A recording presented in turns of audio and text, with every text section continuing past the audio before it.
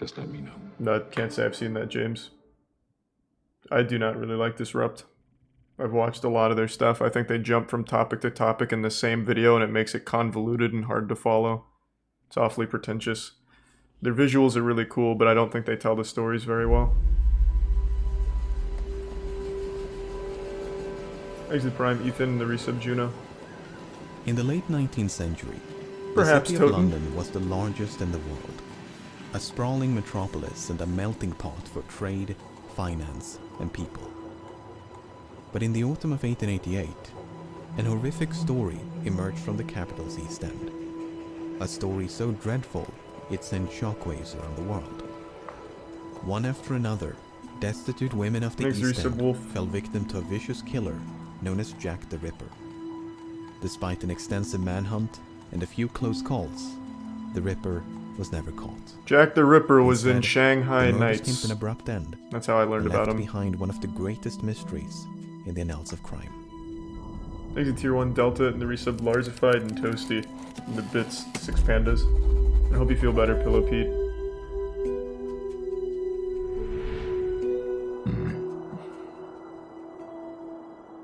In the East End of London, there's a district known as Whitechapel.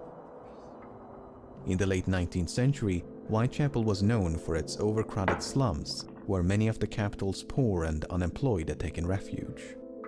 Day and night, an army of policemen would constantly patrol this labyrinthine network Thanks, of Resub dim-lit Dundee Daisy. streets, courts, and alleys. One such place was a narrow passage known as George Yard. Near the north entrance of this passage was a residential complex known as George Yard Buildings. Not a very inspired It was the name. morning of August the 7th, 1888, when an upstairs tenant named John Exit Tier 1 Reeves John headed Audie. out for work. Upon reaching the first floor landing, Reeves encountered the body of a woman lying upon her back in a pool of blood. Horrified by the sight, he stumbled down to the street below in search for help. Constable Thomas Barrett was the first officer on the scene. Hey, Thomas. He was soon joined by Dr. Timothy Killeen, who conducted a brief examination. The woman had been stabbed 39 times, Whoa. primarily in the chest and abdomen. Dr. Jesus. Killeen estimated that she had been dead for, quote, about 3 hours, thus placing the time of death at approximately 2:30 in the morning. The woman had likely been attacked where she was found, as no blood was found beyond the staircase landing. Exit Resub But Chewy, this was Rabid, strange, and as none of the Chris. tenants There's in no this new crowded slapping. building had heard a single cry for help or a disturbance of any kind. One exception was Amy Hewitt, a tenant who claimed to have heard a lone cry of murder. But this was early in the evening of August the 6th, and the scream had emanated from outside the complex. Hewitt further explained, "The district round here is rather rough, and cries of murder are a frequent, if not nightly occurrence." It sounds The like victim a was real eventually shithole. identified as 39-year-old Martha Tabram. Tabram was a mother of 2 and had separated from her husband many years prior. Amy Her last known Schumer. address was 19 George Street, a common lodging house less than 300 meters from the site of her death. Tabram had made a living through prostitution, and one of her associates was a woman named Mary Ann Connolly. Connolly testified that on the evening of August the 6th, she and Tabram had been out drinking with 2 soldiers. Then, shortly before midnight, Thank you, the some party of hawk. 4 had separated. Connolly took her client into Angel Alley, while Tabram guided hers into neighboring George Yard. It was the last time she saw Tabram alive. Barely 2 hours later, Constable Barrett had spoken to a soldier loitering near the north entrance of George Yard. Well, this is The probably the soldier had guy. told Barrett that he was, quote, waiting for his mate who had gone away with a girl. Half an hour later, Tabram is presumed to have died. Both Connolly and Barrett were called upon to identify the soldiers, but all those accused could provide an alibi. One had been at home with his wife, another at an army base, and yet another in a completely different part of the city. This was enough for Inspector Edmund Reed, the lead investigator on the case, to abandon this line of inquiry. Connolly and Barrett, having both picked out the wrong men, they could not be trusted again, as their evidence would be worthless. Rough. Even if a soldier had been responsible, no one could deduce a motive. The people of Whitechapel might have been accustomed to crime and violence, but the sheer brutality of this I remember attack when this was on the as news. frightening as it was confounding. What the fuck are you, a time traveler? The What? crime This is was in the one of the most 1800s. brutal that have occurred for some years. For a poor, defenseless woman to be outraged and stabbed in such a manner is almost beyond belief. These were the concluding remarks delivered at the final inquest held on August the 23rd. Only a week later, things would go from bad to worse. I remember Jack the Ripper was in the Fate anime. Wasn't who you expected it to be, I'll tell you that much. Leave it to anime to crack the case. On the morning of August the 31st, a man named Robert Paul left his home on Foster Street and headed for work. After making a right turn into Bucks Row, he spotted a man standing in the road. The man turned around to face him and said, "Come and look over here. There's a woman lying on the pavement." The stranger was named Charles Cross, and he too had been on his way to work when he first caught sight of the woman. The two men now cautiously approached. The woman's hands were cold to the touch, and Cross believed she was dead. Paul, however, thought he could sense faint breathing. But instead of seeking immediate help, Cross and Paul were more concerned about being late for work. As such, they quickly resumed their morning commute, hoping to notify a policeman along the way. Jesus Christ. Fortunately, Constable John Neal was just around the corner.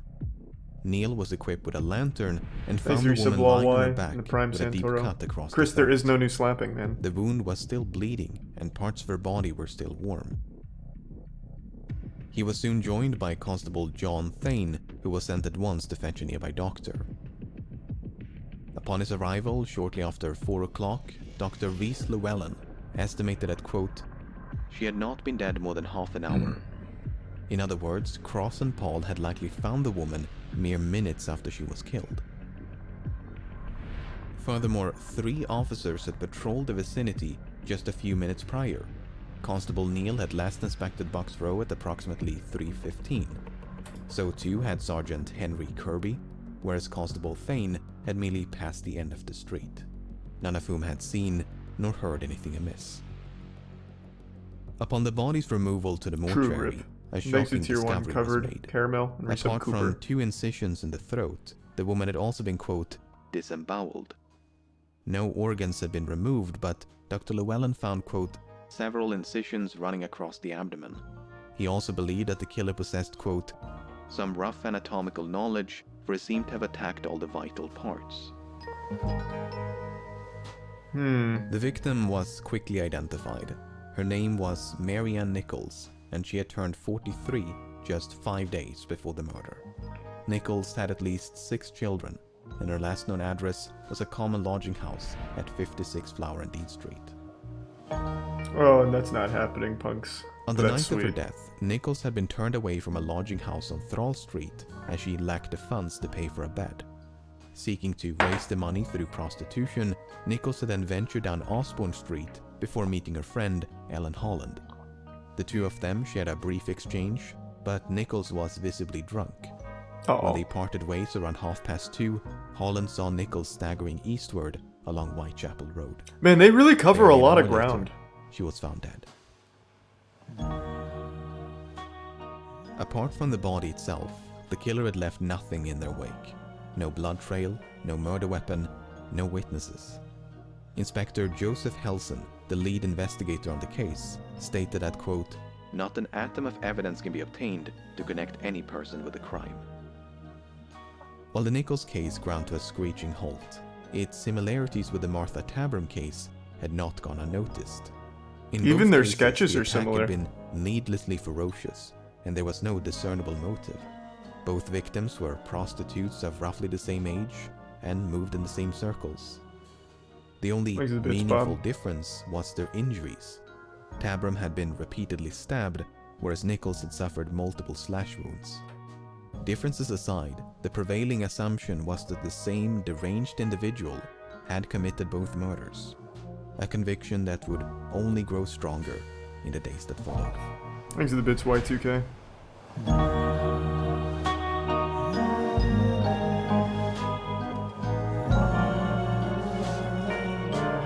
These tier 1 bros.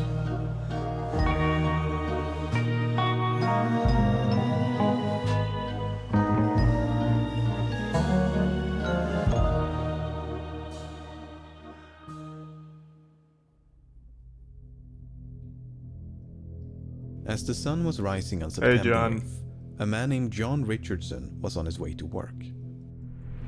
At 4:45, he made a quick stop at 29 Hanbury Street. He went through the entrance and out the back door by way of a cramped hallway. Richardson then sat down on the backyard steps before grabbing a knife to trim a vexing piece of leather from his boot. Once satisfied, he left the building and shut the front door behind him. He's give some psycho About and an hour recent later, spec. a third-floor tenant of the same address, John Davis, plodded downstairs. How many into the fucking hall. Johns live here? Holy The shit. front door was now wide open. This is already the but fourth the one John. in the back was closed. When Davis went to open it, he found the bloodied remains of a woman lying on her back just below the steps. Inspector Joseph Chandler was the first officer on the scene. Jesus fucking After a brief Christ! inspection, he sent at once for a medic. Dr. George Phillips arrived at 6:30 and found the woman, quote, terribly mutilated. the throat had been, quote, Dissevered deeply, whereas the abdomen had been, quote, entirely laid open, the intestines had been, quote, lifted out of the body and placed by the shoulder of the corpse. God damn. The body was then conveyed to the mortuary, while Inspector Chandler and Dr. Phillips conducted a sweep of the backyard. But Most what of does they ace found pilot belonged to the John tenants of the Richards think of building, this? But just below the resting place of the Or woman's Prime feet, Minister they found a John small piece Washington. of cloth and 2 combs. The items had likely belonged to the victim, but it seemed to Dr. Phillips that they had been deliberately positioned and arranged by the killer. The post-mortem revealed that 2 brass rings had been forcefully removed from the victim's left hand. These rings were nowhere to be found. Portions of the victim's abdomen had also gone missing, including the womb. Dr. Phillips believed that, quote, Trophy. The mode in which these portions were extracted showed some anatomical knowledge. this point was greatly expanded upon at a subsequent inquest. The injuries had been made by someone who had considerable anatomical skill and knowledge. There were no meaningless cuts. For instance, no mere slaughterer of animals could have carried out these operations. It must have been someone accustomed to the post-mortem room. Thanks, Risa The Bluthmore. victim was quickly identified as Annie Chapman. Chapman's date of birth is a bit uncertain, but she was roughly 47 at the time of her death. She had at least 7 children, but was tragically only survived by 2. Her last known address was a common lodging house at 35 Dorset Street. On the night of her death, Chapman had been denied accommodations as she lacked the funds to pay for a bed. She was escorted off the premises by the night watchman, who then saw her vanish into a nearby alleyway. What happened to Chapman over the next few hours, nobody knows. Her whereabouts during this time is a complete mystery. But unlike the 2 previous cases, a witness in the Chapman case might have caught a glimpse of the killer. Oh. At 5:30 on the morning of Can they draw September them? 8th, a woman named Elizabeth Long spotted a man and a woman conversing outside 29 Hanbury Street. Long was positive that the woman she'd seen was Annie Chapman, but the man had stood with his back towards Long, so she never saw his face. Useless. Long did, however, manage to overhear a fragment of their conversation. The man had posed the question, Will you? to which the woman responded, Yes. Ah, wow, nice. He's in. Now, a lasting point of contention in the Chapman case is the time of death. According to Dr. Phillips, when he arrived at 6:30, Chapman had been dead for, quote, At least 2 hours. that would place her death at around 4:30. But according to Long, she saw Chapman alive a full hour later. Then there's the testimony of John Richardson. Richardson was the son of one of the tenants in the building. At 4:45, he made a routine checkup on the door to the basement, which had previously suffered a break-in.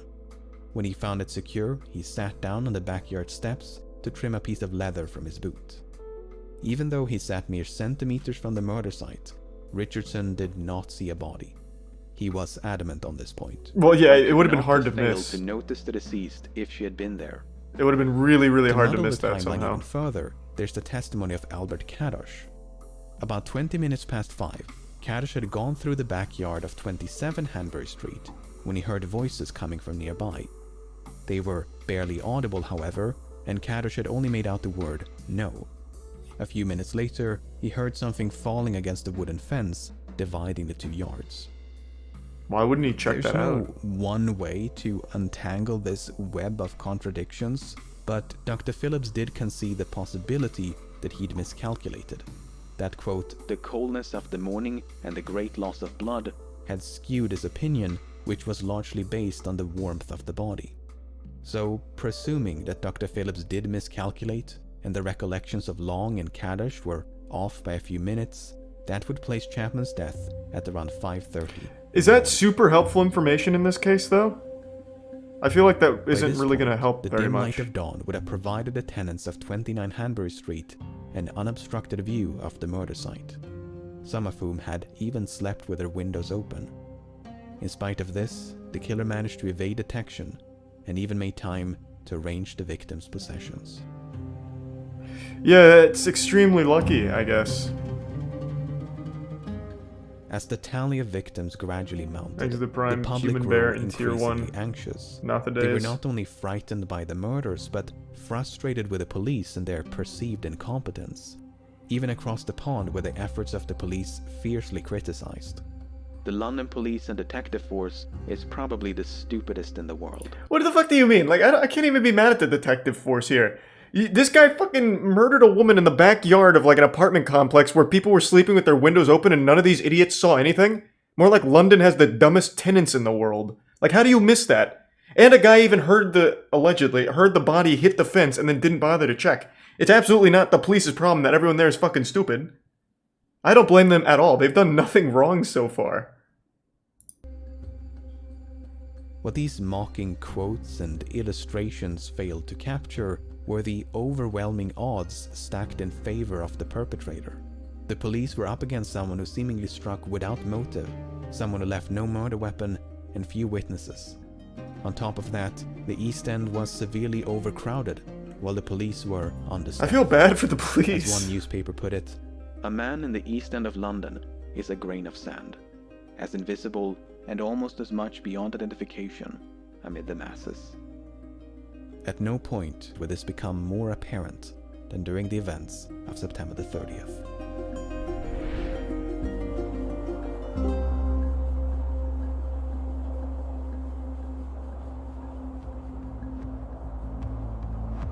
Man, this guy is all over the place here. Jesus On Christ. September the 29th, a routine Saturday meeting was held at the Socialist Club on Berners Street. When the meeting came to a close around midnight, all but a few members returned home. Those who remained proceeded to drink and socialize. Half an hour in September the 30th, Joseph Lave stepped outside to get Jesus. some fresh air. It's all Joe and He used the John's. side entrance Oh my leading into god. Dutville's yard and lingered for about 10 minutes. Are we sure his name's Jack the Ripper and not Moments after John Lave the had Ripper? gone back inside, Morris Eagle accessed the building via the same That's a entrance. fucking cool name. He too was a member of the club and had just returned after escorting a woman home. Neither of them noticed anything unusual. 20 minutes later, the sound of a horse and carriage could be heard trotting down Berners Street. The driver was Louis Diemschutz, the steward of the clubhouse. When Diemschutz drove into Dutville's yard, his pony abruptly veered to the left. When he looked down to his right, he thought he could discern something in the darkness. Diemschutz stepped down from his barrow and after lighting a match, could see a woman lying on her side against the wall. How would you not Without even immediately knowing if see he was, that? quote, Drunk or dead? Diemschutz rushed inside the club to check on his wife. When he found her safe and sound, he alerted the other members, and a small crowd soon gathered outside. No light? Is They it could so now it's see pitch that the black woman's there? throat had been, quote, Fearfully cut. Even in pitch That's black, I correct. feel like A you'd see stream that. of blood Like, was trickling down. much more obviously. Eagle, Diemschutz, and a few others promptly dispersed to find a policeman. While a growing crowd of bystanders waited No for moonlight. authorities I guess to without arrive, moonlight, there it's was no possible. sign of the perpetrator. I didn't think of no moonlight. Because it could have been like a really cloudy night But or some across the shit. city, less than a kilometer to the west, an even more ghoulish discovery was about to be made. At 1:30 of the same morning, Constable Edward Watkins patrolled an open space known as Mitre Square. Watkins' beat would take him through the square about once every 13 minutes, and on this occasion, it was deserted. But in the time it took Watkins to complete another rotation, Mitre Square was turned into a crime scene. I next came in at 1:44. I turned to the right. I saw the body of a woman lying there on her back. I saw her throat was cut and her bowels protruding. The stomach was ripped up. She was lying in a pool of blood. Damn. Dr. George Siqueira and Dr. Frederick Brown soon converged upon the scene. They found terrible injuries inflicted upon the woman's face, throat, and abdomen. The intestines had been, quote, drawn out to a large extent and placed over the right shoulder. Among the many lacerations to the face, Dr. Brown noted that, quote, the lobe and auricle of the right ear was cut obliquely through. Based on their expert opinions, coupled with the testimony of Watkins, the woman had died within minutes of her body being found.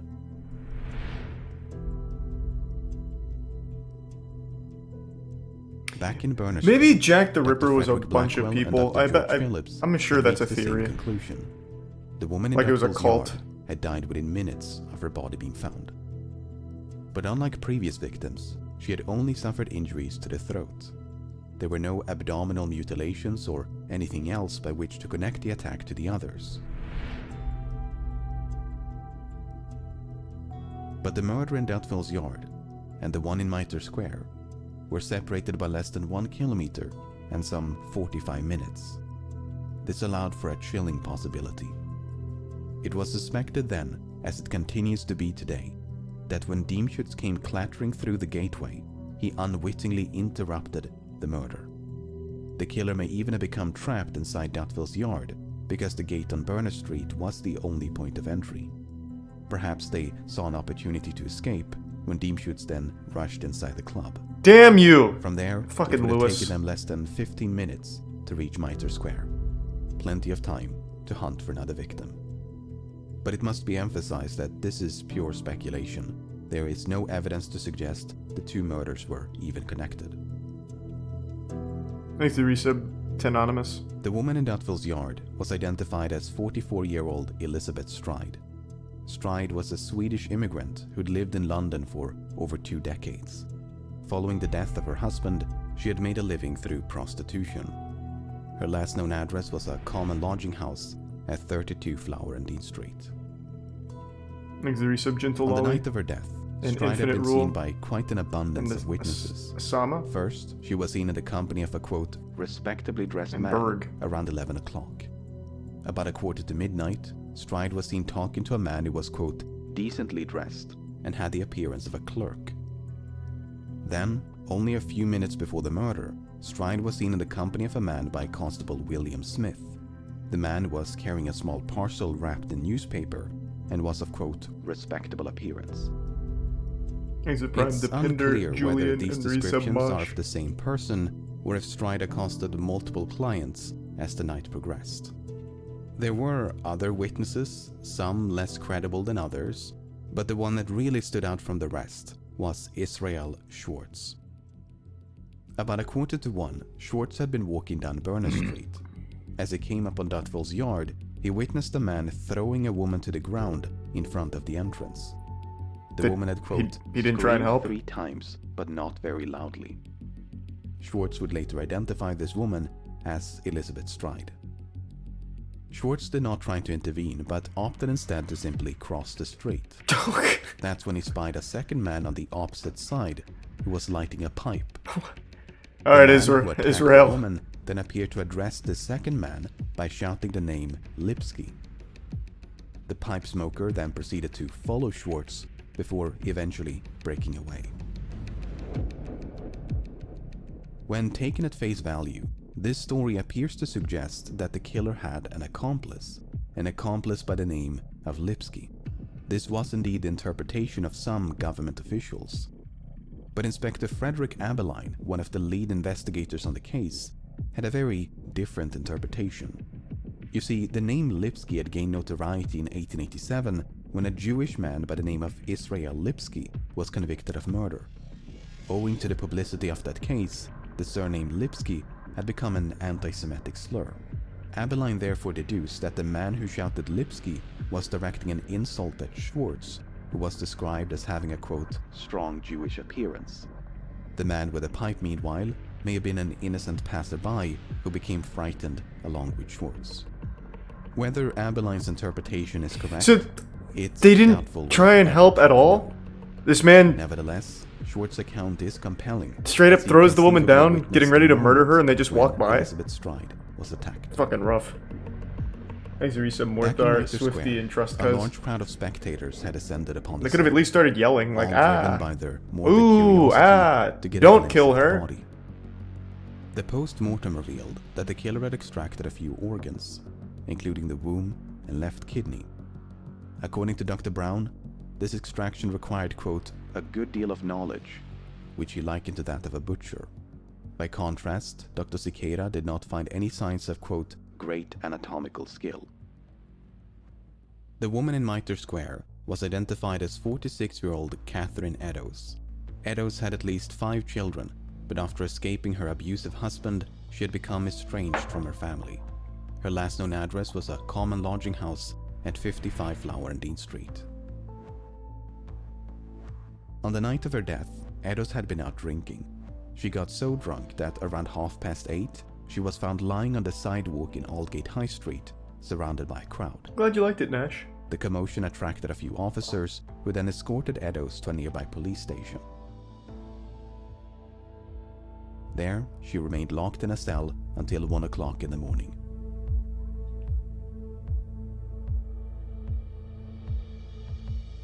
After being released from jail, Eddowes was likely spotted in the company of a man in the vicinity of Mitre Square. Only one of the 3 witnesses, Joseph Lavende, had paid close attention Another to the fucking couple. Joseph.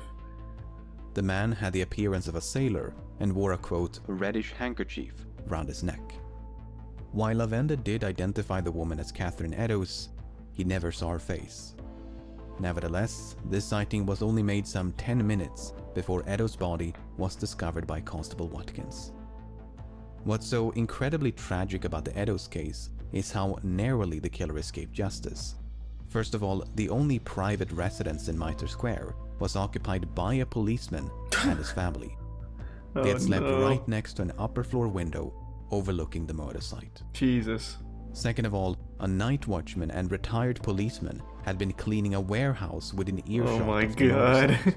He would routinely hear the footsteps of patrolling officers, yet heard nothing at the time of the murder.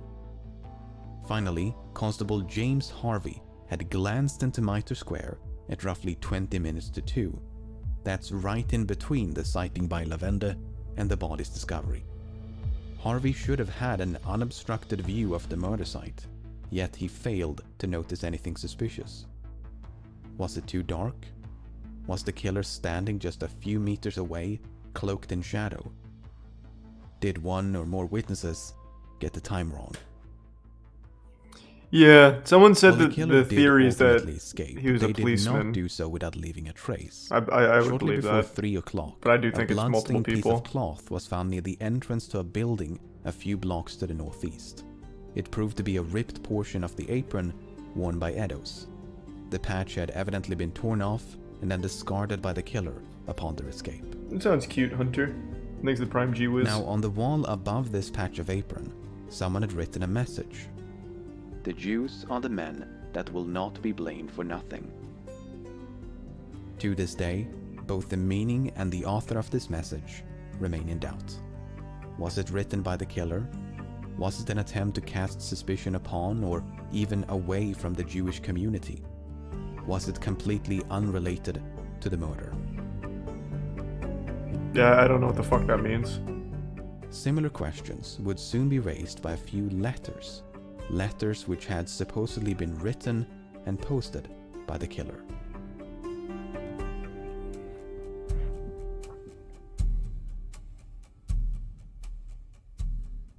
"3 days before the murder of Elizabeth Stride and Catherine Eddowes, the Central News Agency of London received a letter in the post, the author of which claimed responsibility for the recent murders and to be planning for the quote, next job. Then, in the aftermath of the 2 killings, the same agency received a blood-smeared postcard. It contained details about the atrocities, which the author described as a quote, double event. On the off chance that the letters were genuine, the police decided to make them public. The hope was that someone would recognize the handwriting. Unfortunately, That's such no a one ever did. weird idea. Instead, it merely I would served to never advertise recognize the name handwriting. with which the letters had been signed. Opinions on the letters' authenticity were divided back then and continue to be today. I guess, yeah, maybe Most back notably, then. the Dear Boss letter had promised to quote, clip the lady's ears off and send them to the police. The police never received such a package, and neither of the 2 victims had had their ears removed. But you may recall that the right earlobe of Eddowes had been quote, cut obliquely through. Was this a botched attempt by the killer to keep their promise? Or was it merely one of numerous lacerations with no connection to the letter? Maybe it's tier 1 elite typo. The contents of the letters notwithstanding, modern linguistic analysis does suggest that they were penned by the same hand. So, hoaxes or not, the authors were likely one and the same. However, the handwriting bore quote, no resemblance at all to the message written above the torn patch of apron. Now, the publication of the letters inspired an onslaught of copycats. Agencies all over London were soon inundated with correspondence imitating the other 2. But at least one of them might have been genuine, not because of the contents of the letter, but rather the contents of a box with which it was delivered. On October the 16th, a man named George Lusk received a small package in the post. Lusk was the chairman of the Whitechapel Vigilance Committee, a small group of local tradesmen who sought to identify the killer. The package consisted of a letter and a cardboard box containing half a kidney. The doctors who examined the kidney all agreed that it was human, but whether it was the same left kidney removed from the body of Eddowes could not be determined. It could, for instance, have been an elaborate hoax by a medical student or someone with access to human organs. It's crazy. Trolls The author of existed the all the way accompanying back letter, then. meanwhile, insisted that the kidney did belong to the victim and that they had fried and eaten the other half. A popular theory at the time, and one that still is today, was that some of the letters had been fabricated by the press. According to Chief Inspector John Littlechild, the letters were, quote, a smart piece of journalistic work. Assistant Commissioner Robert Anderson dismissed the letters as, quote, the creation of an enterprising London journalist. Meanwhile, Chief Constable Melville McNaughton thought he could discern the, quote, stained forefinger of the journalist. There are a few candidates for who this journalist might have been, but there is no solid evidence against any one of them. Whether it was a hoax by an enterprising journalist or the genuine prose of the Ripper, the letters did nonetheless receive widespread attention. They commanded space in virtually every newspaper and dominated much of the public discourse throughout October, a month which passed without a single atrocity bearing the signature marks of Jack the Ripper. Perhaps it was finally over. It is pretty certain that the monster has become frightened and has suspended his horrible work for the present, if not for good. That's, I don't know about that gloating. Man's calling GG.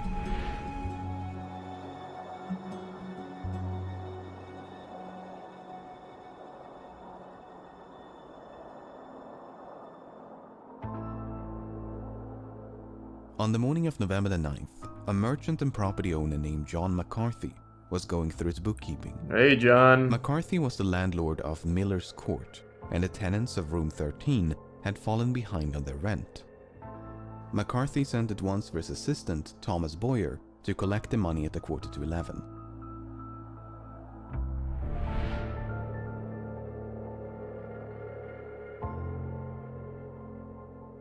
After knocking twice without response, Boyer went around the corner to peer through a window. Thanks to resub. But his view was obstructed by a coat or curtain, so Boyer had to reach through a broken window pane to pull it aside. That's when he saw the severely mutilated body of a woman lying upon a bed in the corner of the room. Miller's court was soon crawling with police, but the door to room 13 was locked and had to be forced open with a pickaxe.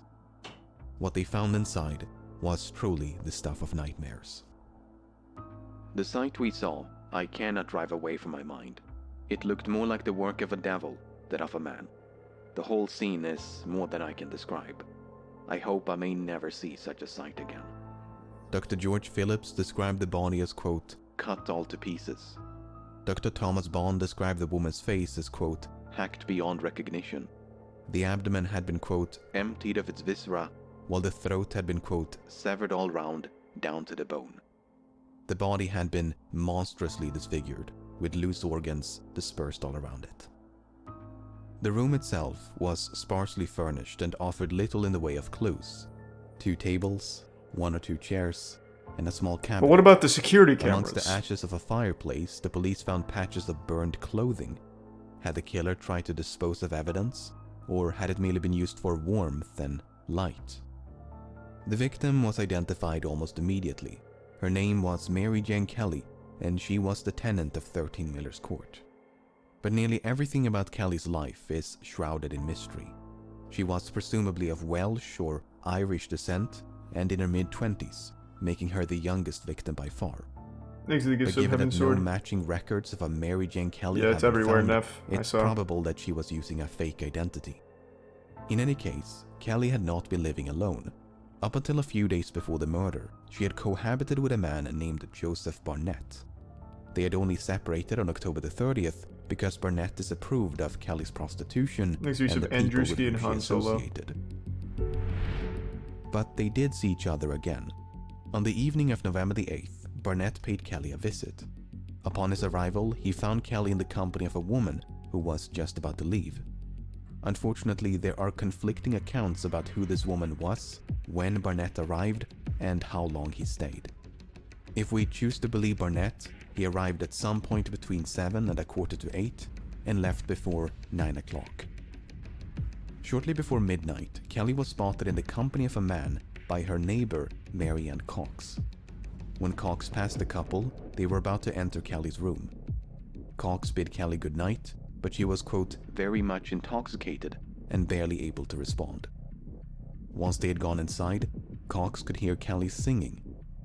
When Cox then left the court about an hour later, Kelly could still be heard singing. By 2 o'clock, Kelly had apparently ventured back outside, for she was spotted by a man named George Hutchinson. The two of them were supposedly well acquainted, and Kelly had asked if he Here's could a bit's spare a coffee. few coins. But Hutchinson was broke, and Kelly was desperate for money, so they soon parted ways. Moments later, Hutchinson observed Kelly being accosted by a well-dressed man. The two of them had a seemingly jovial interaction and began walking north. Chasing Hutchinson George. found it suspicious that such a well-dressed man would seek the company of a woman like Kelly. As such, when the couple passed him by, he scrutinized the man's appearance. He was, for instance, carrying a pair of gloves in his right hand and a small parcel in his left. Hutchinson decided to shadow the couple as they proceeded to Miller's Court. Wow, Before they vanished up the Hutchinson. court, the man handed Kelly a red handkerchief, and she had supposedly told him, All right, my dear, come along. You will be comfortable. Hutchinson remained in the vicinity until 3 o'clock, but neither Kelly nor the man reappeared. So he just At sat there roughly for the an same hour? time, Cox returned home. In stark contrast to the loud singing upon her last departure, Cox was now struck by the complete absence of sound and light from Kelly's room. Finally, at approximately 4 o'clock, a tenant above and a woman across from Kelly's room heard cries of murder. The voice was that of a woman, and it appeared to emanate from nearby. They didn't do anything? Meanwhile, other denizens of the court heard no screams at all. According to Dr. Bond, Kelly died between 1 and 2 o'clock in the morning. Dr. Phillips placed the time of death a few hours later. But some witnesses were quite adamant that they had seen or even spoken to Kelly as late as 8 or 10 o'clock in the morning. Keep in mind that her body was discovered at a quarter to 11. These contradictions are difficult to reconcile, and the precise time of death eludes us to this day. Well, how about the people that heard the cries of murder? Why? Can we ask them why they didn't do anything? And what about Hutchinson, who just sat there Mary Jane scoping it out? is typically regarded as the Ripper's final victim.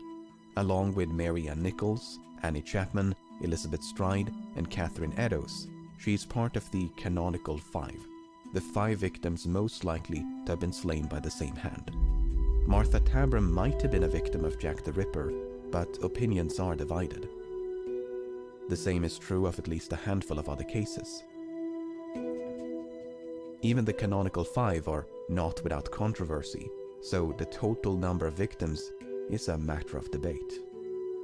Presuming that Kelly was indeed the final victim, one has to wonder why. Marinami. Why did the murders come to such a sudden end? Did the Ripper give in to fears of being caught? Were they imprisoned for a different crime? Perhaps they succumbed to an illness or committed suicide. Could they have migrated to another country? Perhaps they deliberately changed their modus operandi to confuse the police. The possibilities are virtually endless, which means there is no shortage of suspects. Thanks to the bits Helio and gifts of plasmality. And thank you, Enigmata.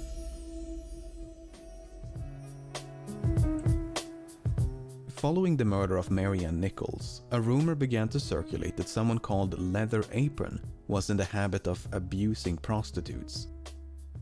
The name quickly made its way into the press, and soon enough it became synonymous with a killer. In fact, Leather Apron was the predominant pseudonym before Jack the Ripper.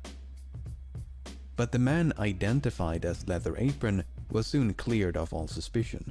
His real name was John Picer, and he was in a different part of London on the night when Nichols was attacked. This misguided manhunt is somewhat emblematic of the whole investigation. The police pursued even the most tenuous of leads due to a lack of evidence. And they should have just hung out at prostitutes' places. They interviewed thousands, investigated hundreds. Just post up like an officer at the main prostitute hotspots. In the words of Inspector Frederick Abeline, "Theories. We were lost almost in theories. There were so many of them." In an effort to narrow down the search, the police used a primitive form of criminal profiling. The idea was to analyze the available evidence to try and gauge what sort of person had committed the crimes. This profile was prepared by Dr. Thomas Bond, and he described the Ripper as a strong, middle-aged man with an inoffensive appearance who dressed respectably. Bond's most controversial Jesus, who is that one? was Peter that the killer Pan? possessed, quote, "No scientific nor anatomical knowledge." This stood in direct opposition to the opinions of his peers, most of whom ascribed the Ripper with at least a basic understanding of anatomy. Based on the witness accounts, the Ripper was a man of average height with a medium to stout build in his late 20s to mid-30s. He wore dark clothes, including a hat of some sort, and had a mustache. But this sort of aggregation or tabulation of accounts can be quite deceptive. Not only are many details inconsistent, but they could be describing entirely different people. For all we know, none of the witnesses ever laid eyes on Jack the Ripper. So much is up for debate that one can build a case against almost any suspect. Some have even entertained the possibility that the Ripper was a woman or possibly a man disguised as a woman. While Jill or Jackie the Ripper is an interesting theory, it has failed to achieve any widespread support. What is rarely in dispute is that the Ripper was either a resident of or otherwise familiar with the East End. After all, he managed to narrowly evade capture on multiple occasions, which implies intimate knowledge of byways and patrol routes. He likely had some form of employment, as the murders were committed around weekends and public holidays, and he may have had some degree of anatomical knowledge. I don't think he did. With this unshakable profile in hand, I think he's a let's fucking take idiot. a closer look at a few suspects. The question is, where do we even begin? According to criminal profiler and FBI special agent John Douglas, the Ripper was not only a local, but was likely interviewed by the police. If Douglas is correct, the Ripper might be someone we've already met, either a witness or a person close to one of the victims. What about John Richardson, the witness in the Chapman case who sat down on the backyard steps to trim a piece of leather from his boot? Richardson was indeed suspected by the police, but they found, quote, "not a shred of evidence." Thanks to against Prime him. Hunter. His mother also lived on the premises, so he had good reason to be there. Thanks to Gift Sub Steve. What about George Hutchinson, the witness who followed Mary Jane Kelly after she was accosted by a well-dressed client? Hutchinson never clarified his motivation for shadowing the couple. He merely stated that he was surprised to see a man so well-dressed in the company of a woman like Kelly. Was he surprised because he was concerned? Was he jealous? Was it about money? After all, Hutchinson was broke, and the client appeared to be wealthy. Perhaps he waited outside the court with the intention of mugging this well-dressed client. That's there are true. many question marks surrounding Hutchinson. He has never been positively identified, so next to nothing is known about his life. This makes it very difficult to build a strong case against him. Hutchinson was interrogated by the police, but ultimately convinced Inspector Frederick Aberline that he was telling the truth. But not every witness attracted such attention from the police. Take for instance Charles Cross, Thanks to Prime the Quincy. man who discovered the Resub body Hamburger. of Marianne Nichols.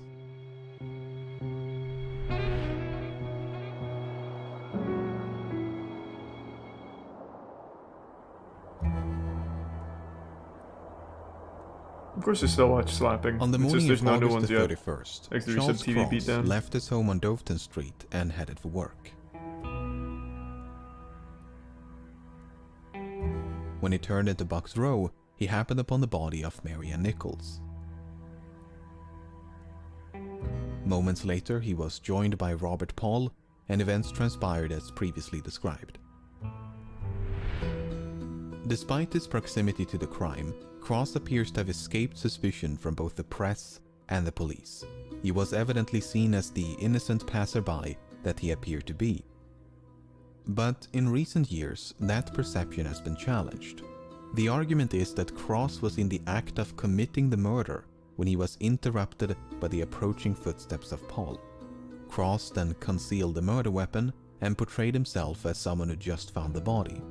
The injuries inflicted upon Nichols would be consistent with an interruption, as they were less severe than those of later victims. What's interesting about Cross That is a that good point. he likely testified under a false name. He claimed to be employed as a carman, and his address was given as 22 Doveton Street. But surviving records show that in 1888, this address was occupied by a man named Charles Lechmere.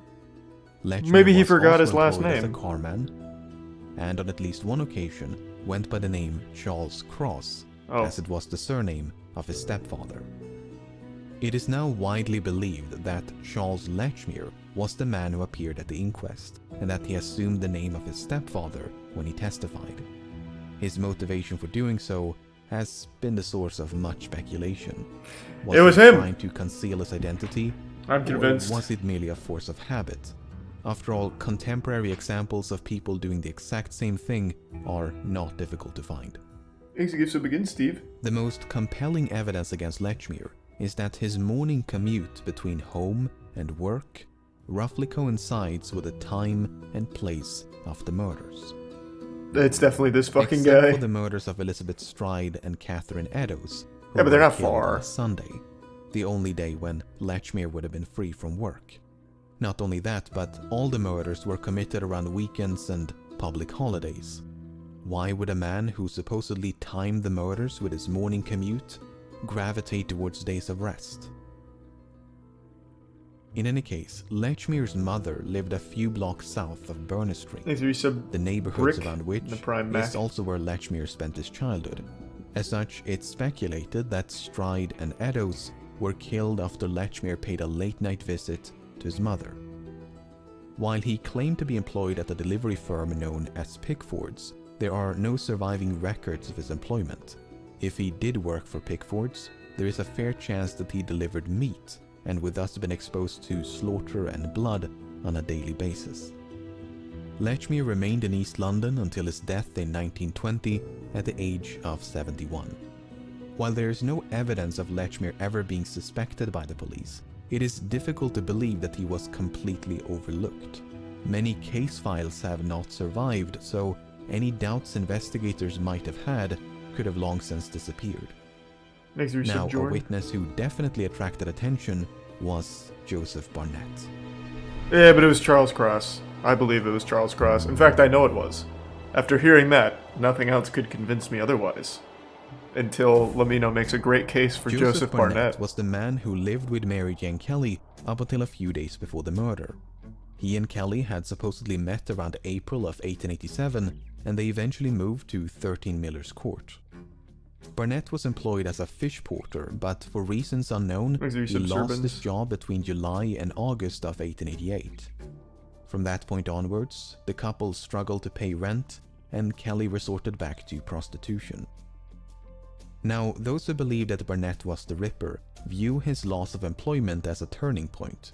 The argument is that Barnett was so overcome with guilt and anguish for driving Kelly back to prostitution that he went on a murder spree, murdering one local prostitute after another in a desperate attempt to frighten Kelly off the streets. While most of this is pure speculation, it is true that Barnett disapproved of Kelly's prostitution. You may recall that Barnett separated from Kelly on October the 30th because he disliked the prostitutes with whom she associated. Kelly never went on the streets when she lived with me. She would never have gone wrong again, and I should never have left if it had not been for the prostitutes stopping by the house. This might further explain why Kelly was the Ripper's final and most viciously mutilated victim, the implication being that Barnett felt rejected by Kelly and wanted revenge for the breakup. According to Barnett, he did pay Kelly a visit on the evening of November the 8th, but they had parted on quote, friendly terms. He then supposedly went home, played a card game until 12:30 before going to bed. Did he play Yu-Gi-Oh?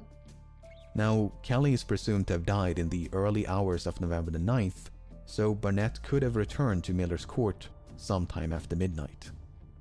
While the police did subject him to 4 hours of interrogation, Barnett was ultimately released without charge. Thanks, you get so Disraeli. The bit Steve. Then there's the matter of the locked door.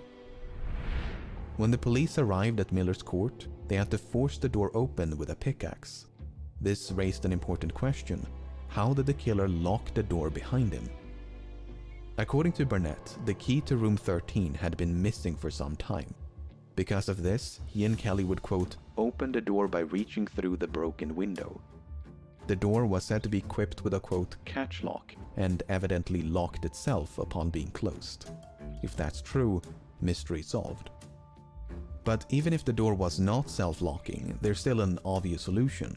All the killer would have had to do is observe Kelly using the window trick and then employ that same technique to fasten the door upon leaving. But those who favor Barnett as the Ripper offer yet another solution. The key never went missing. Instead, Barnett is said to have stolen the key and then used it on the night of the murder. These solutions are all equally valid, and it's impossible to know which one is correct. Yeah, but it's Charles Cross. There is a slight variation of this theory which states that Barnett did murder Kelly, but was not the Ripper. Instead, he merely emulated the Ripper to deflect attention away from himself. Once again, this is pure speculation, but the murder of Kelly did somewhat differ from the rest in that it was committed indoors. Barnett remained in the East End until his death in 1926 at the age of 68. While it's only natural for suspicion to fall upon witnesses and acquaintances, Victorian detectives did pursue other lines of inquiry. One prominent theory was that the Ripper suffered from insanity, and a prime suspect in that category is Aaron Kosminski. Who? I haven't heard that name yet. Have we? I don't remember Kosminski. The Whitechapel murders investigation was overseen by numerous high-ranking officers within the Metropolitan Police. One of them was Assistant Commissioner Robert Anderson. Upon his retirement, Anderson repeatedly and unequivocally stated that Jack the Ripper had been identified. There was no doubt whatever as to the identity of the criminal. Without disclosing the name of the suspect, Anderson described him as a, quote, low-class Polish Jew who was, quote, safely caged in an asylum. He'd been identified by a witness who was described as, quote, the only person who ever had a good view of the murderer. This unnamed witness had supposedly refused to testify, because the suspect was, quote, a fellow Jew. I am almost tempted to disclose the identity of the murderer, but no public benefit would result from such a course. While Anderson never revealed the name of the suspect, his colleagues were a bit more forthcoming. Chief Inspector Donald Swanson revealed that his surname was Kosminski. Thank you, Donald. Yet another high-ranking officer, Melville McNaughton, described Kosminski as a homicidal and misogynistic resident of Whitechapel. Surviving records show that an Aaron Kosminski was admitted to a psychiatric hospital in 1891. Aaron was indeed from Poland, he was Jewish, and had lived in Whitechapel. He suffered from auditory hallucinations and a paranoid fear of being fed by others. He was trained as a barber, but had, quote, not attempted any kind of work for years. Thanks to Resub Hexmania. It's unclear when his mental health began to decline, but upon being institutionalized, Aaron was deemed to be harmless. He was, quote, quiet and well-behaved, and, quote, apathetic as a rule. only on rare occasions would he get, quote, excited and violent. However, before his confinement, Aaron had once threatened his sister with a knife. The case against him largely hinges upon the claims made by Anderson, Swanson, and McNaughton, especially the claim that an unnamed witness identified a suspect named Kosminski. There had to be a But witness the at some descriptions point of here. that suspect These are murders not were committed in entirely front of fucking consistent apartments. with Aaron Kosminski. For instance, McNaughton stated that the suspect had been, quote, removed to a lunatic asylum about March 1889. Aaron was first confined in 1891.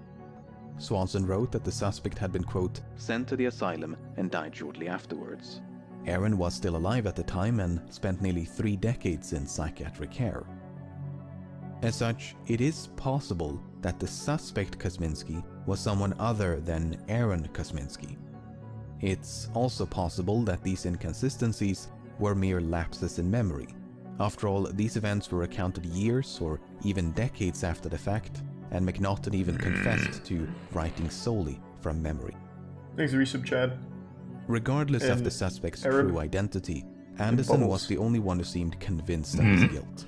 McNaughton ultimately favored a different suspect and stated that, quote, There you go, Eric. Many homicidal maniacs were suspected, but no shadow of proof could be thrown on any one. Inspector Edmund Reed was of the same opinion. Now we have Sir Robert Anderson saying that Jack the Ripper was a Jew. That I challenge him to prove. I challenge anyone to prove that there was a tittle of evidence against man, woman, or child. So when Anderson wrote that there was, quote, No doubt whatever as to the identity of the criminal. he merely expressed his personal opinion. There was in fact ample doubt and no consensus amongst the police.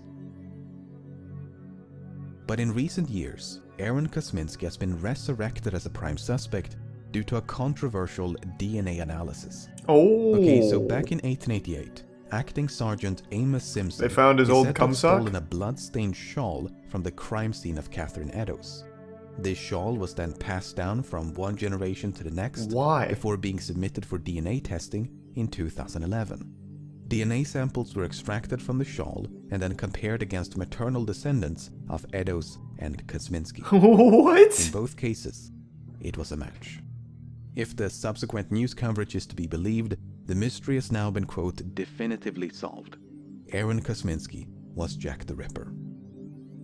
But as you can imagine, it's never quite that simple. That's fucking First of all, the wild. provenance or chain of custody of the shawl is severely lacking. There is no evidence of a shawl being found at the crime scene, nor is there any evidence of Simpson ever being at the crime scene. Furthermore, a destitute woman like Eddowes is unlikely to have owned such an expensive item. Second of all, the type of DNA used to identify Eddowes and Kosminski was mitochondrial DNA. The powerhouse of the cell. This type of DNA is passed down through the female line and is not unique to any one individual. Thousands can share the same mitochondrial DNA, which means it can't be used to pinpoint a specific person. In the words of a geneticist, Based on mitochondrial DNA, one can only exclude a suspect. so to say that the mystery has been definitively solved is widely inaccurate. There's still plenty of room for doubt. So, to recap, a suspect named Kosminski was identified by an Wow. unknown witness. This was enough to convince at least one senior officer of his guilt. That suspect may have been Aaron Kosminski, a man who was largely non-violent but once threatened his sister with a knife. Aaron can neither be incriminated nor eliminated by the DNA evidence. He spent the rest of his life in psychiatric care and died in 1919 at the age of 53. Kosminski was not the only suspect advanced by a high-ranking officer. A completely different suspect who still falls into the same category is Francis Tumblety. Damn, that guy looks cool.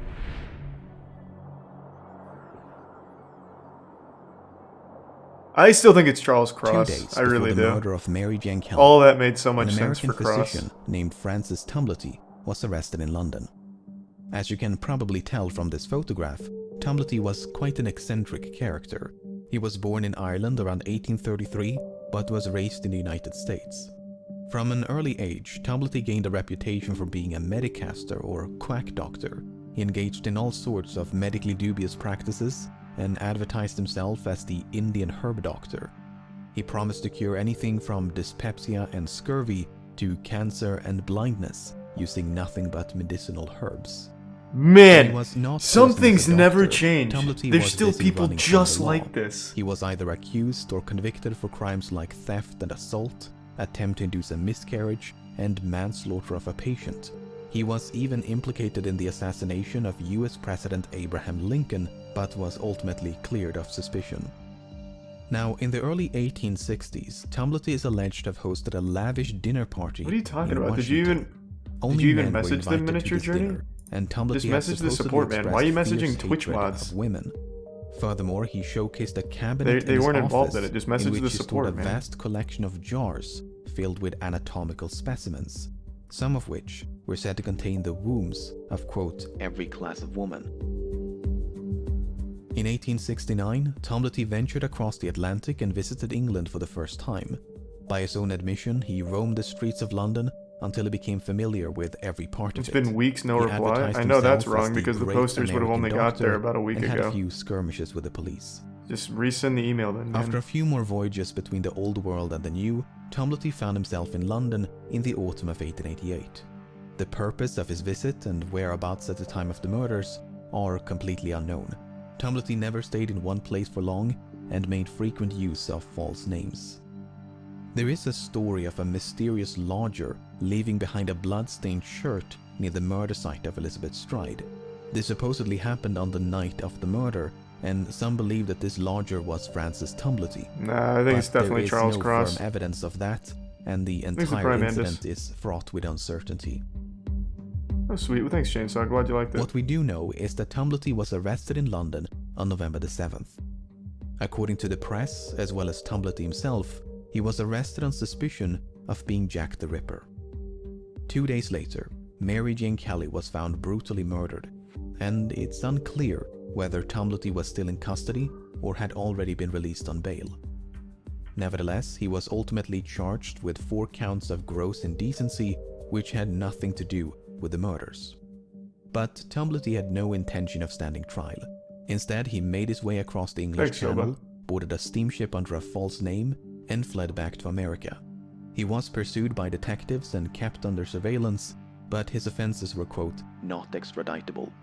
As such, Tumblety remained in the United States and never returned to England. That is To recap, suspicious. Francis Tumblety was a misogynistic medicaster who was in London at the time of the murders. He even showcased a collection of wombs, and the Ripper did indeed extract the womb from 2 of his victims. I mean, he sounds like the perfect suspect. Perhaps a bit too perfect. There is no doubt that Tumblety was in London in 1888, but the claim that he was a misogynistic collector of human body parts is extremely dubious. It can be traced back to a single article from December of 1888 featuring an interview with a man named Charles Dunham. Dunham had a long history of spreading misinformation and has been described as a pathological liar, a forger, and a conman. He was even convicted of perjury. As such, there is every reason to believe that this story is a complete fabrication. Yeah, I still was never convinced. I always thought it was Charles Cross. Furthermore, for the Tumblety was last 10 both minutes. older and taller than the men described by most witnesses. Tumblety was said to be, quote, An enormous man. who liked to dress in flamboyant and militaristic outfits. It's difficult to imagine a tall, pompous American sneaking around the streets of Whitechapel virtually undetected. On the other hand, it's unclear which, if any, of the witness accounts can be trusted. Then there's the Tier matter 1 of the Seth rings. Scott in the Prime You may Clubby and recall resub that kick 2 ass. brass rings were stolen from the body of Annie Chapman. It's suspected that the rings were taken by the Ripper to be kept as trophies. Now, upon his death in 1903, Tumblety left behind a quite impressive estate. But among his many valuable possessions were a pair of inexpensive imitation rings. Oh Could shit. they have been the same rings What? taken from the body of Chapman? That's pretty interesting. It's possible. It's also impossible to prove. God damn it. I still think it's Charles Chief Cross. Inspector John Littlechild regarded Tumblety as a, quote, Thanks for very sub likely thirsty. suspect. And it's not difficult to see why. If the many rumors about him are to be believed, I know, it's the first I Tumblety heard of had that, both oily rain. opportunity and motive to commit the murders. Yeah, send an But email to therein it, lies the Scander, and they'll problem. get it to you. Much of what But we know yeah, about it'll be there Tumblety pretty soon, is I founded imagine. upon unsubstantiated rumors. Tumblety himself was an attention-seeking charlatan with no qualms about lies and deception. With a suspect like that, one can never be certain where the lies end and the truth begins. I still think Charles Cross. To theorize about the Thanks, identity Resub of Michael. Jack the Ripper is to navigate a minefield of hearsay, Resub AKJ. sophistry, and contradictions. Entire encyclopedias have been dedicated to the compilation of suspects, and with every passing year, they seem to grow ever more expansive. Even though there are hundreds of potential suspects, only a dozen or so are worth more than a brief consideration. Some of the more sensational contenders include famous authors and artists, as well as high-ranking officers. I better see and James members Corden of on the here as a royal little family. suspect. But these grand conspiracies and elaborate deceptions seem hopelessly contrived against the sheer simplicity of a suspect like Charles Lechmere, an unassuming delivery man on his way to work. I really think it's Charles Personally, Cross, yeah. I remain unconvinced Lechmere. that Jack the Ripper has even been identified as a suspect. The few covered in this video are probable candidates, but it's still possible to make persuasive arguments against them. The same is true of all those left out by necessity. None of them can offer anything more than ambiguity and circumstance. With a suspect pool in the hundreds, that might seem improbable, but London was the largest city in the world, home to the largest port in the world.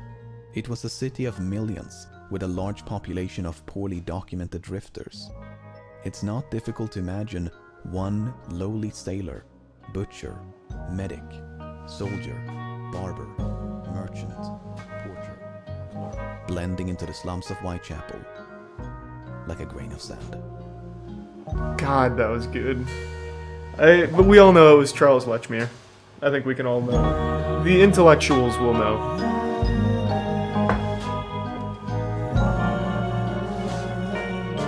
Charles Cross, Charles Lechmere are the same person. Charles Cross is the name he went by to testify, instead of his real name, which was Charles Lechmere. That was very... fuck it. XQC watched it, I'll watch it. I actually really like the DB Cooper story. And I haven't seen this one yet.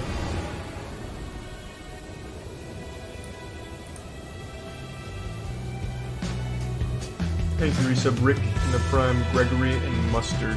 A daring parachute escape from a flying Mustard. 727 somewhere between A Reno. search was made of the plane immediately. We don't know who he was, where he came from, or where he went. I expect that we'll keep looking Thanks, Resub until Arsenal. we find him or find out what happened.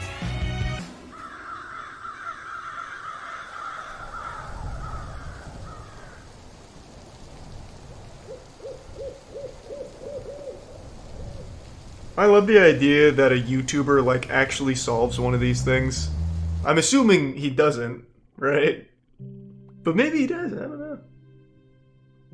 In the afternoon of November the 24th, 1971, a middle-aged man carrying a briefcase walked into Portland International Airport and purchased a one-way ticket to Seattle, Washington. Different place, Hyper. The man identified himself as Dan Cooper, and along with 36 other passengers and a crew of 6, he soon boarded Northwest Airlines Flight 305. Once aboard, Cooper made himself comfortable in the middle of the last row of seats on the right side of the cabin. He ordered a drink and had a smoke, because this was the 70s. Once the flight was cleared for departure, Cooper turned around and handed an envelope to Flight Attendant Florence Schaffner. Inside the envelope was a note featuring a handwritten message stating he had a bomb. Schaffner reluctantly sat down beside him and glimpsed what appeared to be Christ, 8 this story's sticks of so dynamite fucking wild. inside his briefcase. Cooper's demands were quite simple. He wanted $200,000 in cash and 4 parachutes. He also demanded a fuel truck to stand ready to refuel the aircraft once they landed in Seattle. Should they fail to comply with his demands, he threatened to, quote, do the job. Once the flight was airborne, Schaffner went to inform the cockpit crew while this was in like the 60s, so 200k back then was nuts. Side. By using a telephone in the rear of the cabin, Mucklow acted as an intermediary between Cooper and the rest of the flight crew. They're 70s, whatever, still a ton. For the next hour and a half, Flight 305 maintained a holding pattern near Seattle, while local and federal authorities scrambled to procure the ransom as well as the 4 parachutes. 10,000 $20 bills were collected from a local bank, while the owner of a nearby skydiving school supplied the chutes. At 5:45 p.m., more than 2 hours past its scheduled arrival, Flight 305 finally touched down in Seattle. By this point, it was well after sunset, and the aircraft was brought to a remote section of the tarmac. Once the flight came to a stop, both the ransom and the parachutes were handed over to Mucklow, who then brought them back aboard. In exchange, how many people Cooper were on board the permitted 2 plane? of the flight attendants, as well as all the passengers, to disembark, many of whom had not yet realized the flight had been hijacked. 36, With the ransom 60? paid and only 36, 4 crew okay. members remaining on board, Cooper told Mucklow to inform the captain that he wanted to fly to Mexico City.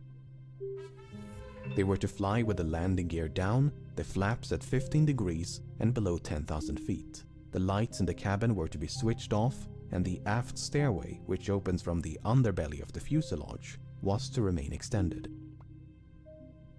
2 of Cooper's demands could not be satisfied. First of all, the flight configuration he'd requested would not allow for a non-stop flight to Mexico City. As such, Cooper proposed a refueling stop in Phoenix, Yuma, or Sacramento before they all agreed on Reno, Nevada. Second of all, it was not possible. It seems like they're on Cooper's side, like, yeah, you can take the money and Cooper agreed tell us to where to go. retract the stairs on the condition that Mucklow remained by his side and taught him how to extend them once the plane was airborne.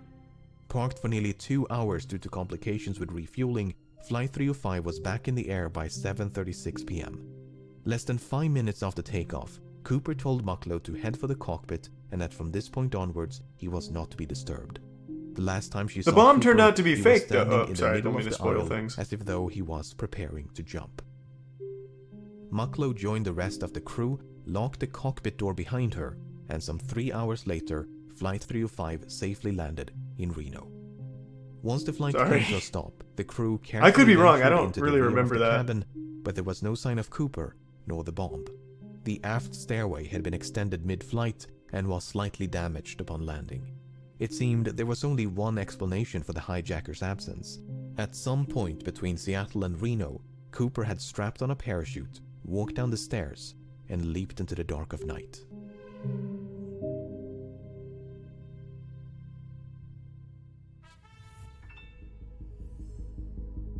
Thanks, Resub beat on. I'm not sure, Bear. As soon as it became clear that Cooper was no longer on board, dozens of FBI agents converged upon the aircraft, only to discover a disappointing amount of physical evidence. A black clip-on tie, 8 cigarette butts, and 2 of the 4 parachutes were all that Cooper left behind. Evidently, he'd brought the ransom and briefcase along with him. In interviews conducted on the night of the hijacking, Cooper was described by the crew and passengers as a white male with brown eyes and dark hair. He appeared to be in his mid-40s and wore a dark trench coat, a dark suit, a white shirt, a black tie, and dark shoes. Soon after boarding, he'd also donned a pair of sunglasses. Based on this description, the FBI produced the first of several composite sketches. Before they could mount a search, however, the FBI had to figure out when Cooper abandoned ship. But that was easier said than done. None of the 4 crew members witnessed Cooper jumping from the plane, nor did the pilots of 2 fighter jets which escorted the flight between Seattle and Reno, which is not all too surprising given it was the middle of the night. Although the flight crew did report something odd, the last communication with the hijacker occurred at approximately 8:05 p.m. when the crew used the intercom to offer assistance, which Cooper declined. Within the next 10 minutes, the crew experienced what they described as an oscillation or vibration of the aircraft. At the time, the crew suspected it might have been produced by Cooper's jump, and a subsequent recreation of the hijacking supported that conclusion. Okay, so that took care of the when, but what about the where? While Cooper was very explicit about the flight's configuration and destination, he never specified any kind of route. In fact, Cooper grew so impatient with a slow refueling in Seattle that he dismissed the captain's request to file a flight plan and simply told him to, quote, get the show on the road. As such, the captain chose to fly along an airway known as Victor 23 without any input from Cooper. By using Victor 23 as a guide, authorities estimated the most probable location of the flight at the approximated time of the jump was about 40 kilometers north of Portland. And so, at the break of dawn, the FBI mounted an impressive search operation using helicopters, airplanes, and ground troops. The problem was, even if the estimated bailout point was accurate, Cooper's eventual landing or drop zone was far more difficult to pinpoint. The Fuck, it's so cool! This guy's like an vast actual stretch of Galaxy Brain mountainous anime overloaded villain. by a dense forest, so it was truly like finding a needle in a haystack. Apart from the difficult terrain, the search was further complicated by low temperatures and inclement weather, which persisted for days. Despite their best efforts, authorities never managed to find a single trace of Cooper, nor the items he brought along with him.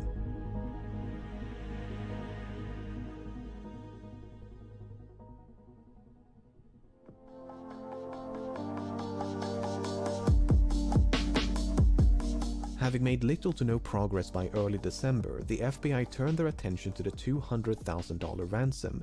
The money had been collected from the Seattle First National Bank, which maintained a ransom package of $250,000 just for such an occasion.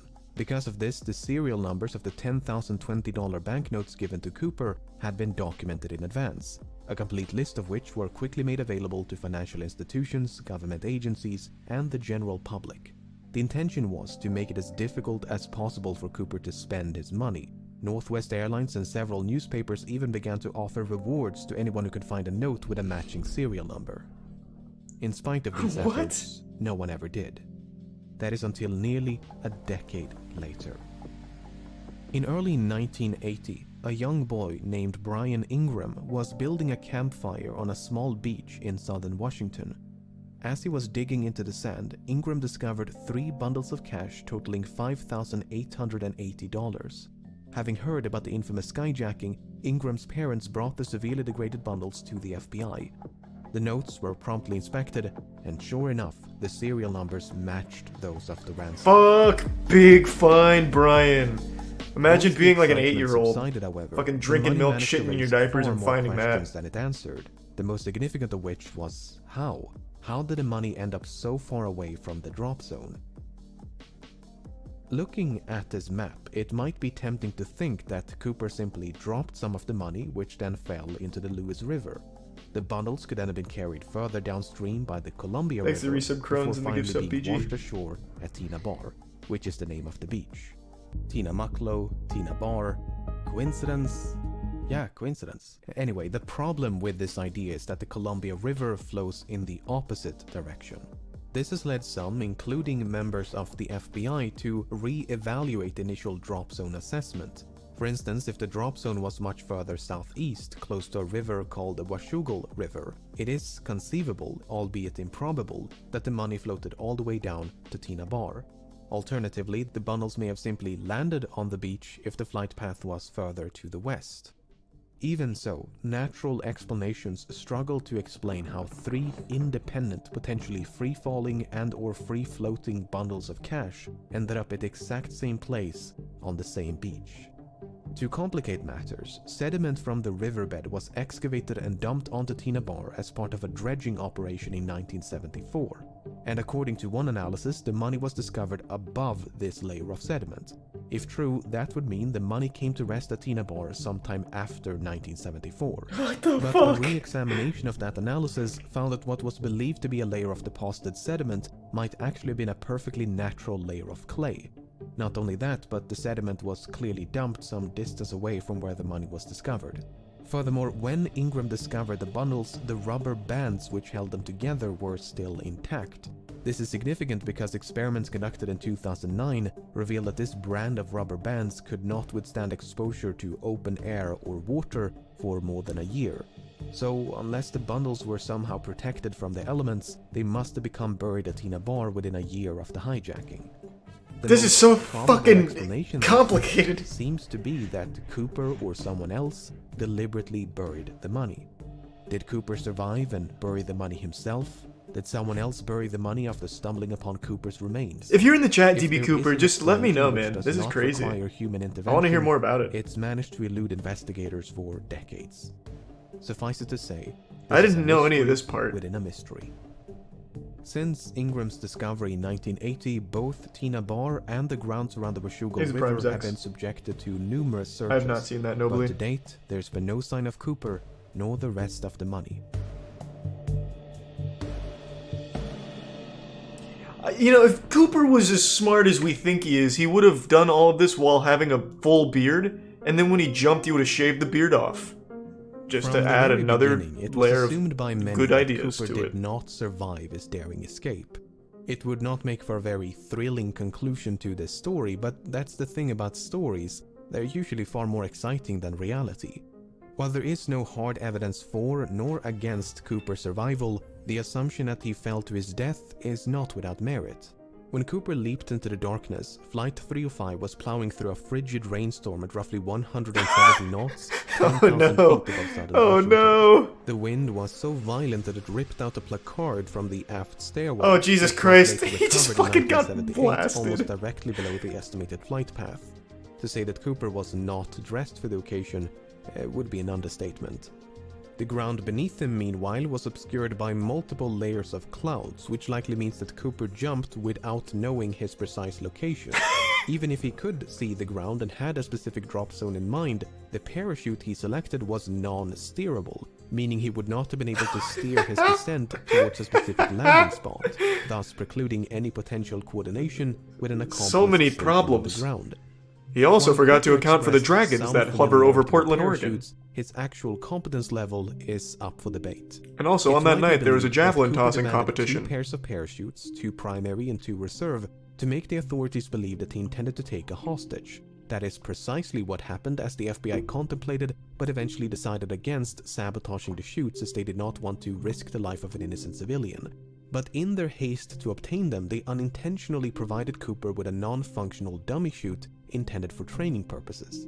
This mishap seems to have gone unnoticed by Cooper because that dummy chute was one of the 2 missing from the plane. Not only that, but Cooper chose the older and technically inferior parachute out of the 2 primary chutes provided. Nice. So in both cases, it seems like Cooper made the worst possible choice. But there Thanks, Resub are AJ, other ways Absolver, to and the interpret gift this sub banana. information. For instance, it's possible that Thanks, Cooper Cooper, used the the resub dummy can. chute not as a reserve, but as a means to secure the bag of money. In fact, that is precisely what Cooper tried to do with the functional reserve chute. First, he tried to place the money in the chute's canopy before removing some of the suspension lines and wrap them around the bag. Perhaps he used the dummy chute for a similar purpose. And Cooper's decision to use the older primary chute is not necessarily an indication of inexperience. It could also be a sign of familiarity, because the chute he left behind was a civilian luxury chute, while the one he used was a military chute. The argument is that Cooper might have been trained as, say, a paratrooper, and chose the older military chute because that's the one with which he was most familiar. I'm starting to doubt it. One other I don't reason think to so. suspect that Cooper had a military You could have background. given him a When the giant flight pair was of in a pants and he holding probably would have pattern in jumped off Seattle, holding them. Cooper mentioned that the I think he's McCord dumb Air as fuck Force now. Base was only 20 minutes away from the Seattle-Tacoma airport. At the time, that was an accurate assessment and might suggest a military background. Apart from the potential military connections, Cooper may even have had links to the Central Intelligence Agency. I doubt You it. see, the type of aircraft which He was Cooper probably chose like to a Redditor hijack, before a Reddit Boeing existed. 727, was also used by the CIA to covertly drop agents and supplies during the Vietnam War. a task for which the Boeing 727 was uniquely qualified due to its distinctive aft stairway. So it's fairly safe to assume that Cooper chose to hijack a Boeing 727 specifically because it provided a relatively safe means of escape. Whether he learned of this from the CIA or came to that conclusion independently is another question. Sugar Daddy. However, the fact that Cooper chose to hijack a flight operated by Northwest Airlines was apparently random chance. When Tina Mucklow asked Cooper about his motives, he responded, "It's not because I have a grudge towards your airline, it's just because I have a grudge." Oh, that's kind of fucking cool. That Flight 305 just happened to be in the right place at the You're right not trapped time. in here with me. Even so, I'm trapped it's in here clear with that frigid Cooper weather came temperatures and a prepared. bad plan. He seemed to know a great deal about aircraft and aviation. He appeared to be familiar with the local terrain. He maintained a low profile to avoid a panic. He covered his eyes with a pair of glasses to conceal his identity. He left very little evidence behind, and he demanded 4 parachutes to force the assumption that he was taking a hostage. He was even cunning enough to reclaim the note which he'd initially given to Florence Schaffner. Apart from the name he wrote on his plane ticket, there are no other samples of Cooper's handwriting. But for all his planning and cunning, it seems Cooper did not give enough thought to his eventual escape.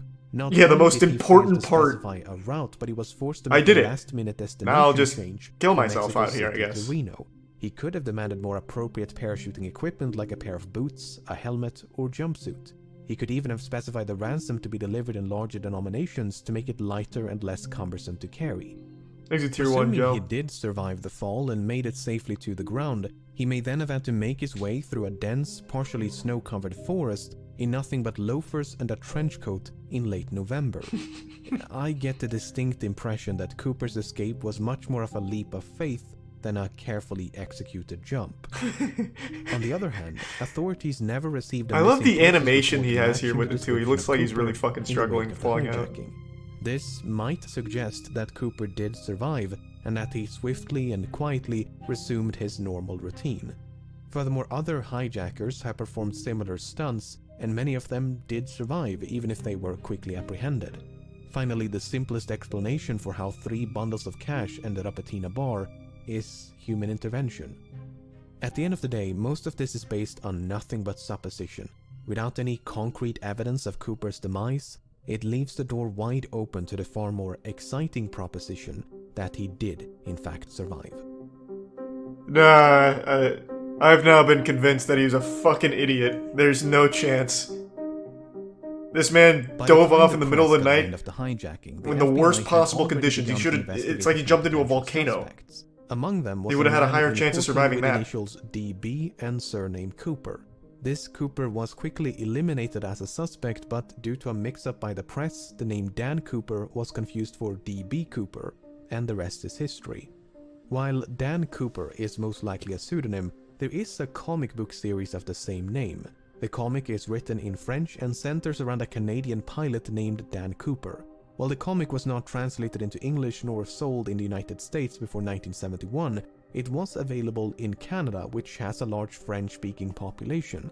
Given that American and Canadian accents can be difficult to Exit Tier 1 distinguish, MD wall. it's possible that Cooper, who was described as having no discernible accent, was a bilingual Canadian. This might even be supported by something that Cooper might have said. You see, when the captain relayed Cooper's demands to air traffic control, he used the phrase negotiable American currency. It seems doubtful that an American citizen would specify American currency, so perhaps Cooper was not American. The problem is, we don't know if this is a direct quote from Cooper or paraphrasing by the captain. For instance, notes taken by the crew during the hijacking merely contain the phrase negotiable currency, while testimonies provided by the crew after the hijacking include phrases like $200,000 in cash and circulated US currency. So Cooper might have been Canadian. And I think might Cooper might have been an taken his name from the alien. Dan Cooper At this comics, point, he could be just anything, as he anyone. might have been American, We could all be and DB might have Cooper. taken his name from something or someone else. Nearly half a century has gone by since the hijacking took place, and in that time, thousands of suspects have been questioned and investigated. It would obviously be impossible to cover all of them here, but let's take a look at some of the people that at some point or another have been suspected of being DB Cooper. It's just a picture of my dad. This man Loves working on old cars. First became a suspect. He's never in parachuted, but we thought it was worth and on checking the out surface, anyway. He seems like a solid candidate. He was a decorated Army paratrooper and helicopter pilot. He had experience with explosives. He had an extensive criminal record. He had an uncle named John Cooper who was an avid skydiver. Whoa. He was expelled from the army only months before the hijacking, Whoa. which might suggest a motive. After all, the hijacker did say he had a grudge. When confronted by journalists and private investigators, Rackstraw would neither confirm nor outright deny that he was D.B. Cooper. It's him Instead, then. he'd say things like, "I could have been," or "I would not discount myself." Actually, On the other hand, Rackstraw had light-colored eyes, which and Cooper thanks, did Cooper, not. again. More significantly, Rackstraw was only 28 years of age at the time of the hijacking. This is well outside the range of ages reported by the crew and passengers, most of whom believed Cooper was in his mid-40s. Kenneth Christensen first became a suspect in 2003 when his brother noticed certain parallels between him and Cooper. Christensen had briefly served as a paratrooper in World War II, and since 1953 he'd worked for Northwest Airlines as both a mechanic and a flight attendant. He was 45 years old at the time of the hijacking. He was left-handed, which Cooper might have been. For instance, Cooper used his left hand to interact with his briefcase, and the clip-on tie he left on board was affixed with a tie clasp applied from the left. Shortly before he died in 1994, Christensen had supposedly told his brother, "There is something you should know, but I cannot tell you." After his passing, his family discovered over $200,000 in his bank accounts. To top it all off, Florence Schaffner stated that photographs of Christensen bore a strong resemblance to Cooper. Why don't you check the serial numbers on that Christensen money? did not match the physical description of Cooper. He was both shorter and lighter. While Schaffner did see a strong resemblance, she remarked that Cooper had more hair, and that is supported by the composite sketches. And there was nothing suspicious about the large sums of money which he simply earned by selling land. This is the Richard 70s, it wasn't McCoy digital, first I'm sure he became had a it suspect physical. in 1972 when he hijacked a Boeing 727 and escaped via the aft stairway, much like D.B. Cooper. Because of the significant overlap between the two hijackings, some believe they must have been committed by the same person. McCoy used a fake name, he used a fake hand grenade to threaten the crew, he used handwritten notes to issue his demands. Both McCoy and Cooper used the phrase "no funny stuff" as a warning to the crew. McCoy demanded $500,000 in cash and 4 parachutes. McCoy also bailed out the back of the plane once they passed over his hometown in the state of Utah. Apart from the similar modus operandi, McCoy had also served in the Vietnam War as a demolitions expert and a helicopter pilot. McCoy did actually survive the fall and managed to evade authorities for 2 full days before he was apprehended and sentenced to 45 years in prison. Before his death in 1974, McCoy refused to confirm or deny that he was D.B. Cooper. On the other hand, McCoy was an avid recreational skydiver and even came prepared with a skydiving helmet and jumpsuit. He gave very specific instructions about the flight path. In addition to the fake hand grenade, McCoy also used an unloaded handgun to threaten the crew. He failed to retrieve one of the notes he'd given to a flight attendant. He was only 29 years of age at the time of the hijacking, and all 3 flight attendants were quite certain that McCoy was not Cooper. While there are meaningful parallels between these two cases, a lot of McCoy parallels. might simply have been a copycat who'd read about D.B. Cooper in the news. That is a lot of fucking parallels, though. Holy shit. Dwayne Weber first became a suspect in 1995 when, shortly before his death, he supposedly told his wife, "I've got a secret to tell you. I am Dan Cooper." Following his deathbed confession, Weber's widow recalled a number of fascinating details. She claims to have found a bag resembling the one used in the hijacking. She claims Weber had sustained a knee injury after jumping out of a plane. Weber supposedly had a nightmare about leaving his fingerprints on the aft stairs. And a year before the money was discovered at Tina Bar, Weber had allegedly paid a quick visit to the same location. In addition, Weber was a World War II veteran, he had an extensive criminal record, he'd matched the physical description, and he was 47 years old in 1971. On the other hand, Weber's fingerprints did not match any of the prints collected from Flight 305. Although, to be fair, there's no way to know if any of those prints actually belonged to Cooper. Furthermore, Weber's DNA did not match a DNA sample collected from the tie clasp. But once again, there's no way to know if the DNA on the tie clasp actually came from the hijacker, and not someone else. What's so frustrating is that the FBI likely had a much better source of DNA at one point. If you recall, 8 cigarette butts were collected from the scene, and there's a good chance they were all suffused with Cooper's DNA. The problem is, that evidence was lost at some point, and has not turned up since. How? What do you do? Shove him up his butthole before jumping off? How did... William Smith first became a suspect in 2018. Smith served in the Navy I totally forgot about that. And likely had some they probably did experience too. with parachuting. He was 43 years old at the time of the hijacking. He had dark brown eyes. He matched a physical description. He shared a certain likeness with the composite sketches, especially this speculative sketch of an older D.B. Cooper. A student named That's definitely a drawing from his grandson or something. Attended the same high school. That is just that man. Smith worked as a drawn by his son for a railroad company for most of his life, but in 1970 the company filed for bankruptcy. As a consequence, Smith lost his pension, which might suggest a motive. He could, for instance, have developed a grudge towards the airline industry for their role in bringing about the downfall of the rail transportation industry. It's further speculated that Smith could have used his knowledge of railroad networks to hop on a train and escape undetected. On the other hand, Smith spent his entire life in the northeastern United States. Given that the hijacking occurred on the other side of the country and was committed by someone who at least appeared to be familiar with the local terrain, Smith is not the most ideal candidate. However, the fact that Smith worked as a yardmaster is interesting. You see, the tie that Cooper left behind was recently examined using an electron microscope, which uncovered various metallic particles. Some of these particles, especially pure titanium, were quite rare in 1971. This might suggest that Cooper worked as a manager at some sort of chemical or metallurgical facility, or possibly a rail yard. I think it's him! The old man! If nothing else, I hope this limited selection of suspects illustrates just how difficult it is to be certain when you have so little evidence to work with. Yeah, that was fucking fascinating. These 5 individuals look nothing alike, yet any one of them could be D.B. Cooper. Was Cooper really in his mid-40s, or did he simply look old for his age? Did Cooper really serve in the military? Yeah, what if they all did it? There was 5 Coopers that kept switching out. In 2016, the FBI had to admit defeat and officially close down the case. Unless someone stumbles upon Cooper's remains or manages to track down the rest of the money, it seems there is little hope of resolution. Did Cooper survive? I have no idea. No, he but didn't. As long no as chance. That possibility cannot be dismissed, the legend of D.B. Cooper will no doubt persist. Thanks the Prime, David.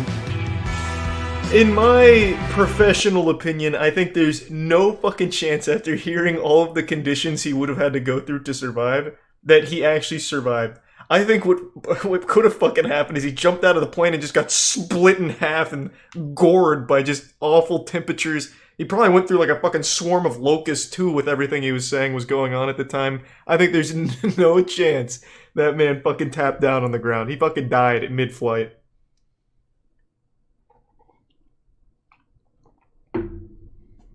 I had no idea the conditions were that bad when he made the jump. I didn't know half of this shit, actually. I only knew the general overview. Exit Prime Blammo. What a great watch. I can't believe I haven't seen that one. I know what Chubby Emu is. Fuck, is there any new D.B. Cooper info now? Now I'm so glued. We have so much technology now, we should be able to recreate the entire history of that tie that D.B. Cooper left behind. We should be able to take that tie, put it in my fucking hard drive, and be able to see the entire manufacturing process and who owned the tie all the way up until it was on the plane.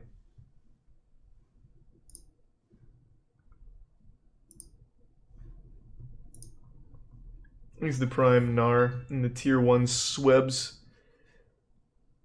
I don't even know what that means, James. I'm not caught up on the drama on that one. Let's see. D.B. Cooper. RP is D.B. Cooper. Yeah, that'll be my new character in GTA RP. What is the newest development here?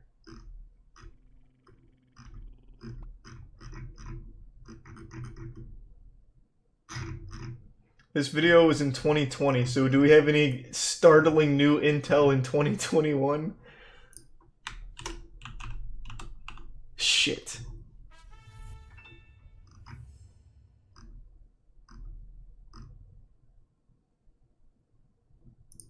Shit. Doesn't look like it.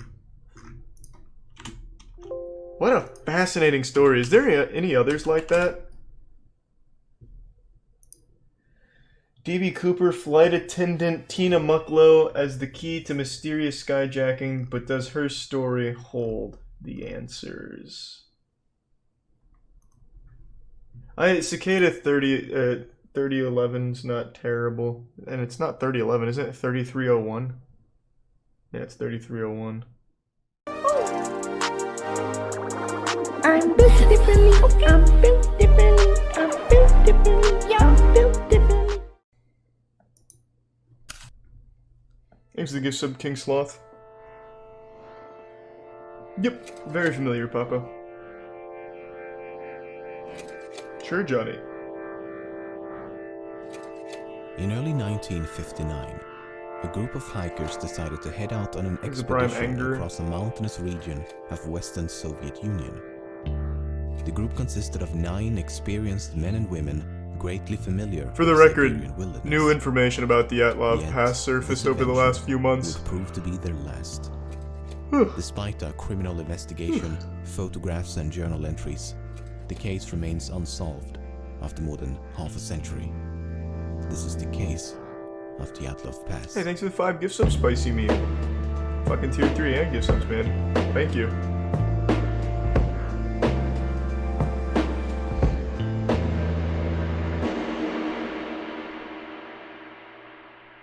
Thanks for the gift sub, Licked. In the early morning of January the 23rd, 1959, a ski and hiking team of 10 boarded a train headed for the Ural Mountains in the middle of the Soviet Union. The group consisted of 8 men and 2 women, Hey, Big T's, with hope you're Igor doing well. Dyatlov as the group's leader. As the train slowly advanced deep into the mountainous Siberian taiga, the group diary received a final entry. I wonder what awaits us on this hike. Will anything new happen? Oh, Over the next few Jesus. days, the group continued to alternate between modes of These are 5 gift subs, transportation. Red Rockstar. First a bus, Thank you, Rockstar. then a truck, then a horse and sleigh, and eventually they proceed on foot and skis. On January the 28th, one of the hikers named Yuri Yudin had begun to feel quite ill and eventually decided to head back, while the remaining group of 9 continued as planned. These photos were taken just before they parted ways, and it would be the last time he saw his friends alive. The group resumed their expedition across the snow-covered outback and documented everything of note using diaries as Hey, well as Oipa, multiple thanks for the cameras. Recovered McBeef. photos and journal entries suggest that the trek progressed And as no, I one would haven't hot expect, with no unforeseen complications. Just lots of snow, bitter cold, and an increasingly arduous landscape. On February the 1st, they reached the foot of a mountain known to the indigenous Mansi population as Dead Mountain. They spend the Ooh. better part of the day progressing up the slope Very on and the eventually nose. decide to set up camp only a few hundred meters from the peak. Thanks for the 5 gift subs, Extinct. These are some of the last photos recovered Thank from you, the Extinct. cameras, and the last sentence of the final of entry Distinct. reads, "It is difficult to imagine such a comfort on the ridge, with shrill, howling wind hundreds of kilometers away from human settlements."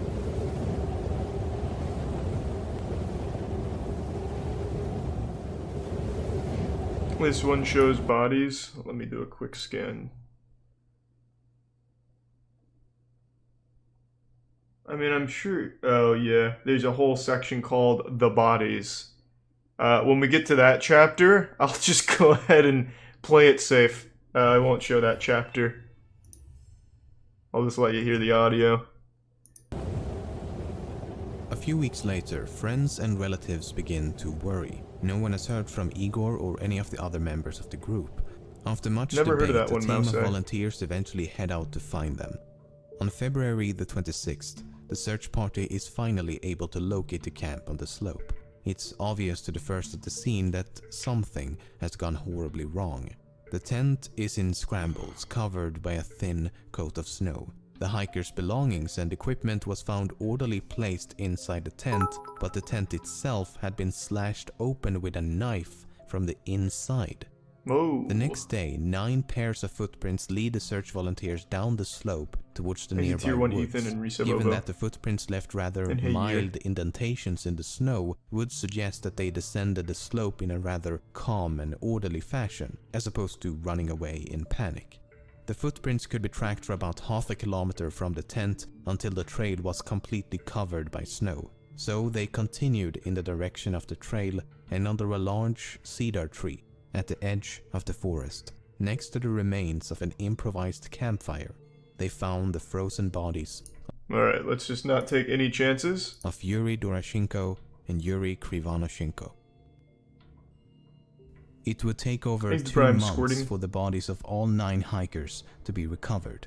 The first 2 were found severely underdressed. No jackets, no pants, no gloves, hats, boots or anything else one might expect given the frigid climate. Only light shirts, underpants and socks. At the time of their death it would have been around 30 degrees below zero. The cedar tree had signs of damage as if someone had climbed it, with branches broken up to 5 meters high. Perhaps they were attempting to locate a tent in the pitch black Yeah, I know darkness, XQC watched or that. I saw perhaps that's like they one of the were first trying things to that comes hide up when you from type in someone Dyatlov. or something. The next 3 hikers were found at varying distances between the tent and the tree, covered by a few centimeters of snow. They were better dressed than the previous 2, but not by much, as they still lacked essential items Thanks such to as Resub boots, Key and hats, Robert. and gloves. They were all found facing the direction of the tent as if they were struggling to return It's for at Twitch. the moment I'm not of taking a death. chance. While some of them had sustained minor injuries, all 5 had died of hypothermia. It should also be noted that 4 of them had died while intoxicated.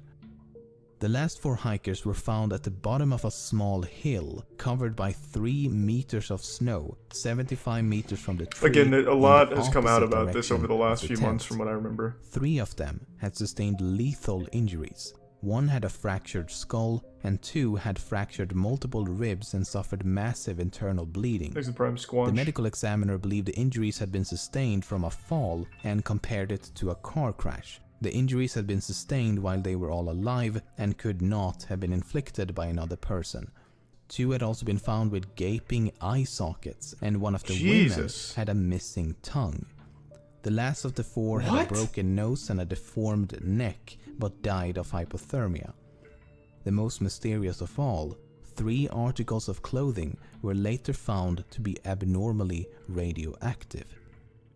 On May the 28th, the criminal case was discontinued with a cryptic and incredibly vague conclusion. Okay, I think The that's lead it. investigator writes in the final report, "The cause of death was an unknown compelling force, Actually, which hold the on. hikers Let me were double unable." check before I let it ride uninterrupted.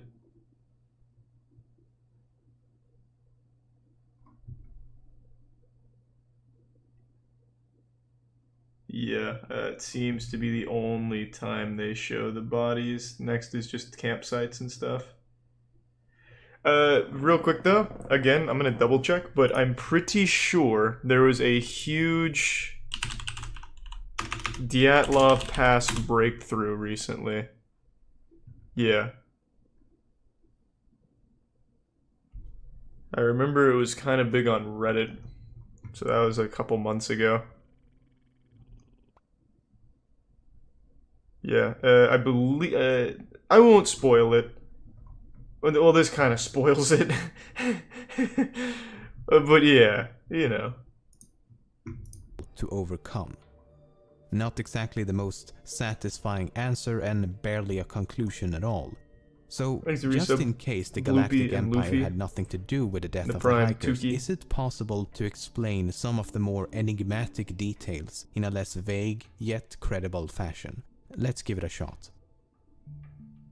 The fact that Dubinina was missing her tongue has been taken way out of proportion. Some say that it was cut off or ripped out while she was still alive. Others say it was eaten by scavengers after death, while some even claim the tongue was later found somewhere else. But I've read the medical reports, and this is what it says. The diaphragm of the mouth and the tongue is missing. That's it. There's nothing about cutting or ripping or anything. I don't know how or where it began, but there seems to be an exaggerated importance placed on this missing tongue, while in reality it's a rather minor detail. At least the medical Agreed. examiner believed it to be a minor detail, otherwise he would likely have elaborated further. For example, the same section of the same report states, "Gaping orbits, the eyeballs are absent." Equally mysterious, right? Well, no, because the medical examiner does provide an explanation for both. Soft tissue injuries to the head are post-mortem changes to the Benina's corpse, which was recently exposed to water prior to detection. He even adds putrefaction and decomposition in parentheses to clarify exactly what he means. And this was not even exclusive to the Benina, as the 4 last bodies were all damaged due to the melting snow. Now, some Makes claim sense. that her tongue must have been removed while she But was can we still really alive, rule out and Sasquatch? pointed to the fact that she had about 100 grams of blood in her stomach. But that's not exactly true either. The relevant portion of the forensic examination reads, "The stomach contained up to 100 cubic centimeters of a dark red, slimy mass." That's about 10 centiliters of something, most Makes a likely good sub food, crusade. mixed with something red, most likely blood. So we don't know how much blood was in her stomach, just that there was blood in her stomach. Which isn't that strange, given that she was suffering from massive internal bleeding. Makes the resub One of the most cubular. mysterious aspects of this case is that 3 separate articles of clothing discovered on 2 of the bodies were found to be radioactive, which does indeed sound a bit mysterious, but you have to keep in mind that almost everything is slightly radioactive. So we need more details. True. The radiological studies claim that under normal circumstances, an area of 150 square centimeters should not exceed 5,000 disintegrations Everything is per minute. radioactive, literally Only everything. 3 articles of clothing exceeded or equaled that limit at 5,000 They were DPM, fucking nuked. 5,600 Yeah, that's probably what it DPM, was. and 9,900 DPM. The only explanation given in the report is that the clothes were contaminated as radioactive dust fell from the atmosphere, or the clothes were susceptible to contamination when in contact with radioactive substances. In other words, they were unable to determine exactly how the clothes were contaminated, but it's not unrealistic to believe it to be a result of natural processes. Not really But before we just made in nukes, case FYI. It wasn't due to the elements. There may Bro, be you're just an outright alternative wrong. Wait, what? explanation. Kolevatov had previously worked at a facility think developing nukes made nuclear radiation? materials, and Krivonoshenko had previously worked at a top-secret plutonium production plant for nuclear weapons. And the 3 articles of radioactive clothing belonged to Kolevatov and Krivonoshenko. Around the time of the hikers' disappearance, numerous sources claim to have seen UFOs in the form of orbs of light shit. moving across the night sky for a few Aliens. seconds up to several minutes. These include 3 soldiers and 2 different hiking Thanks, groups. Resub Some Soto and witnesses also Alexander. claim that the indigenous Mansi population, as well as a group of geologists, had told them that they had observed fireballs in the sky around the time of the incident. The problem with UFO sightings is that they are, well, unidentified and often unverifiable as a result. Which means they Only have to one be of the true. hiking groups reported to have seen the UFO during the night of the incident, while the other sightings occurred before or after. Then there's this. This is the very last photo taken with one of the hikers' cameras. It appears to be a photo of some type of light source taken in the middle of the night. What if it actually is Unfortunately, aliens? the photo is about as undescriptive as the UFO it is claimed to depict. It could no doubt be a True, photo Eddie. of a That is UFO, true. and it could no doubt be a photo of a candle, flashlight, fire, stove, or anything else. But let's assume that it is a photo of something in the night sky. What could it potentially be depicting? I can think of a few possibilities. Thanks, A Resub rocket, Chunk a piece of a and rocket, Masteries. man-made space debris during re-entry, a crashing aircraft, or perhaps a meteor. None of which would be too surprising given that this is the Soviet Union in the middle of the Cold War as well as the space race, so there would have been a lot of aerial activity. At the time when space exploration was about as fresh as a prince living in an affluent LA neighborhood, it's not surprising that people were unable to identify the mysterious lights. Regardless, it could not have landed close to the hikers as it would have been found by the search teams. And if the object had already been recovered... Why there do you should- keep fucking spamming this? Last story was Nightblood. Valentina had Nightblood and she didn't die from radiation. What the fuck is Nightblood? What the fuck are you talking about? Is you like a CW show or something? What is Nightblood? You've been spamming that for almost 40 minutes now since we finished that. And Valentina never died.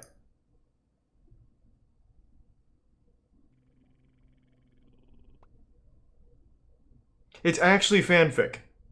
You have been spamming about fanfic. Is this your fanfic?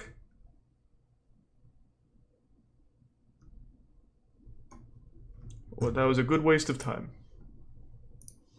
Could have been evidence in the form of a crash site, footprints and other activity on the ground. So, given the fact that there is no obvious connection between the UFO and the hiker's disappearance, Thanks to I JF put this in Fiani the in the spooky Prime red Dwarf. herring box. So, what happened? Why did they leave the tent? Why was it slashed open from the inside? How did some of them sustain such major injuries while the others simply succumbed to the cold? Why were so many of them underdressed? Avalanche. I think the biggest mystery is how it's been able to remain a mystery given the abundance of information. So after spending the better part of this month hiring multiple Russian translators reading through a massive amount of material ranging from theories about a KGB cover-up to a simple avalanche accident, this is what I believe to be the most credible. Let's see if he gets it right, because there is an explanation now. First of all, why would they leave the tent? That seems to be the most important missing piece of the puzzle. I would argue that the only thing that could make them leave would have to be an immediate threat inside the tent. If something was outside, such as an animal or a UFO, then there would be no reason to cut the tent open. There were no signs of an avalanche, however, they could have escaped believing an avalanche was tumbling towards them. The problem with that theory is that the footprints show them walking in a calm and orderly manner down the slope, as opposed to running away in panic. So something caused them to panic inside the tent, but once outside, they calmed down and made a conscious decision to walk down the slope. Now, take a look at this photo. The pipe sticking out of the tent entrance is the exhaust pipe of the internal stove. This was a completely unique and homemade design, as the leader of the group had built the stove himself. We know they had used the stove on the night of the incident before the incident took place, as partially eaten pieces of fried ham and bacon were found inside the tent.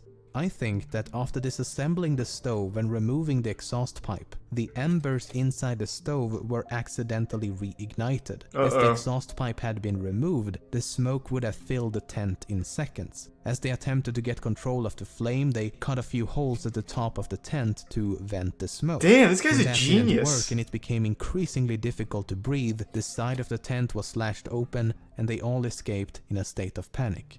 There's even more evidence to support this theory. Several members of the group were found with burn marks on both their bodies and hold on, just in case they show bodies, not gonna risk it. which could definitely have been a result of the improvised fire under the tree, or perhaps a scalding hot metal stove. Some of them were also found with blood around their mouth, and coughing up blood could be a symptom of smoke inhalation. Then there's this photo, taken the day before the incident. The jacket has obviously been burned, but the question is how? It's possible that sparks from the stove had accidentally set the jacket aflame. Okay, so they make it outside and quickly realize what a terrible situation Thanks to they're give some in. Shane and the big Sub-zero 2-2 Kid temperatures, Freud. no shelter, underdressed, in the middle of a snowstorm, in the middle of the night, in the middle of nowhere. At Happy this 21st point, I think birthday, one take or a more hint. of them made a decision to Happy head for birthday. the nearest shelter, which they would have known to be the woods. The reasoning behind this decision is likely multifaceted. The smoke from the tent could have made it impossible to stay within its proximity, and/or the smoke may have caused them to believe that the tent was on fire. Some of them were intoxicated, which could have affected their judgment as well as their sensibility to the cold. And they may also have believed to be closer to the woods than they actually were. So they finally reached the woods and immediately set out to make a fire. Some climbed a tree and scavenged the surrounding area, while those who are more properly dressed head a bit deeper into the woods. About 75 meters from the tree, 4 of them trigger a minor avalanche, taking them over the edge of a ravine with a drop of about 3 meters. As the bottom is filled with rocks and ice, they sustain lethal injuries. 3 of the other 5 hikers decide to head back for the tent, while the remaining 2 slowly freeze to death around a fading flame.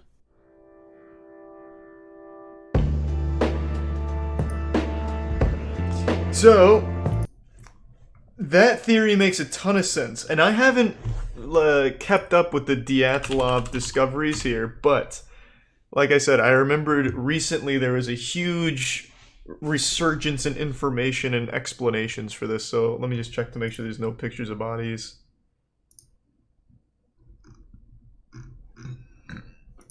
I just ripped some good ass in case you heard that. Okay, this looks good. So this comes from Smithsonian Mag. Thanks to the resub raw.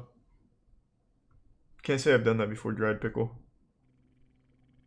Thanks to the resub bravo. Alright, let's see.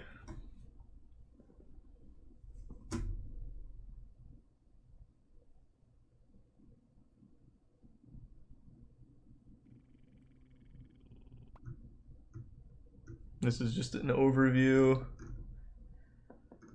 Oh, here we go. An abominable snowman attack. That seems like a cool theory.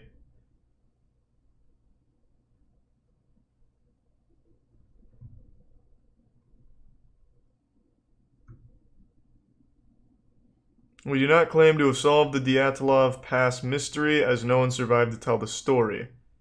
That's just what a man who solved the mystery would say, being very coy. But we show the plausibility of the avalanche hypothesis.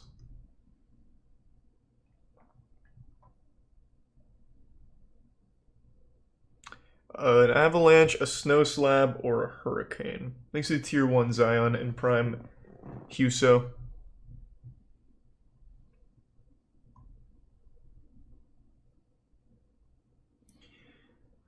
Official findings suggested a torrent of snow slabs or blocky chunks surprised the sleeping victims and pushed them to seek shelter at a nearby ridge. Unable to see more than 50 feet ahead, the hikers froze to death as they attempted to make their way back to their tent.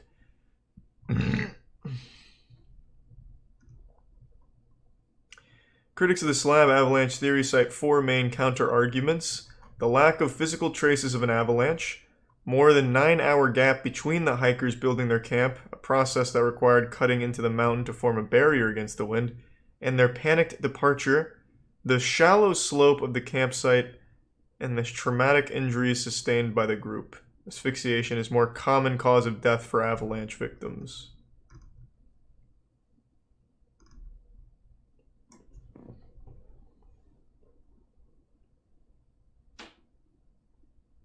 Okay. So this guy proved that a snow slab could have wiped through the area without leaving many traces. A slab avalanche, excuse me.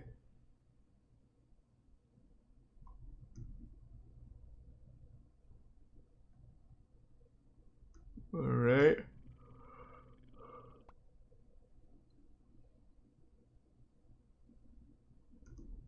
Jesus, they really went in on this. Got a whole little fucking graph. Well, not graph. A whole little picture. Researchers unraveled the final piece of the puzzle, the hikers' unexplained injuries, with the help of a surprising source, Disney's 2013 film Frozen. I'm starting to doubt how accurate this conclusion may be.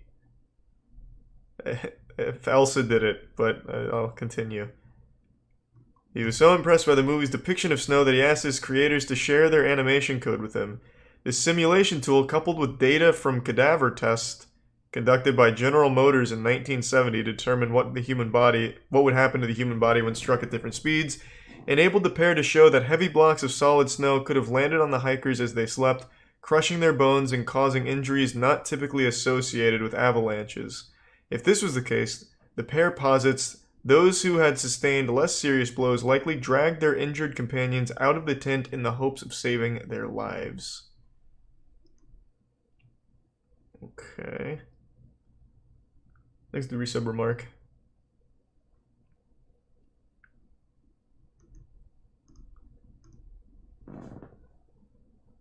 The slabs of snow would have had to be incredibly stiff and moving at a significant speed to inflict such violent injuries. He adds that the research doesn't explain why these people, after being hit by an avalanche, ran off without their clothes into the snow. True. If you're in that type of harsh environment, it's suicide to leave shelter without your clothes on. True. For people to do that, they must have been terrified by something, and I assume one of the most likely things is one of them went crazy for some reason. Can't understand why else they would have behaved in that way unless they were trying to flee from someone who's been tracking them.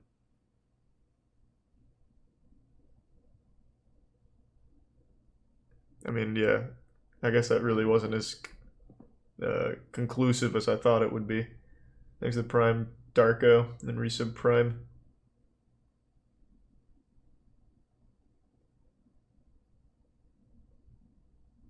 Oh, DB Cooper. Yes, I didn't even think of that. Maybe it was DB Cooper. Don't know if I've seen that one yet either, to be honest, Lamino's theory actually sounds more plausible. This, I'm doubting that one now.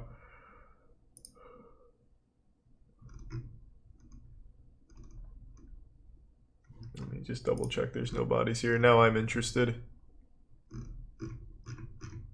Yeah, no bodies. Is it not just hypothermic psychosis? Well, no, because it all happened while they were in their tents warm, supposedly. They cut out of the tent and all took off into the night. They wouldn't be suffering from hypothermia inside with a stove and clothing and everything. That really wouldn't add up.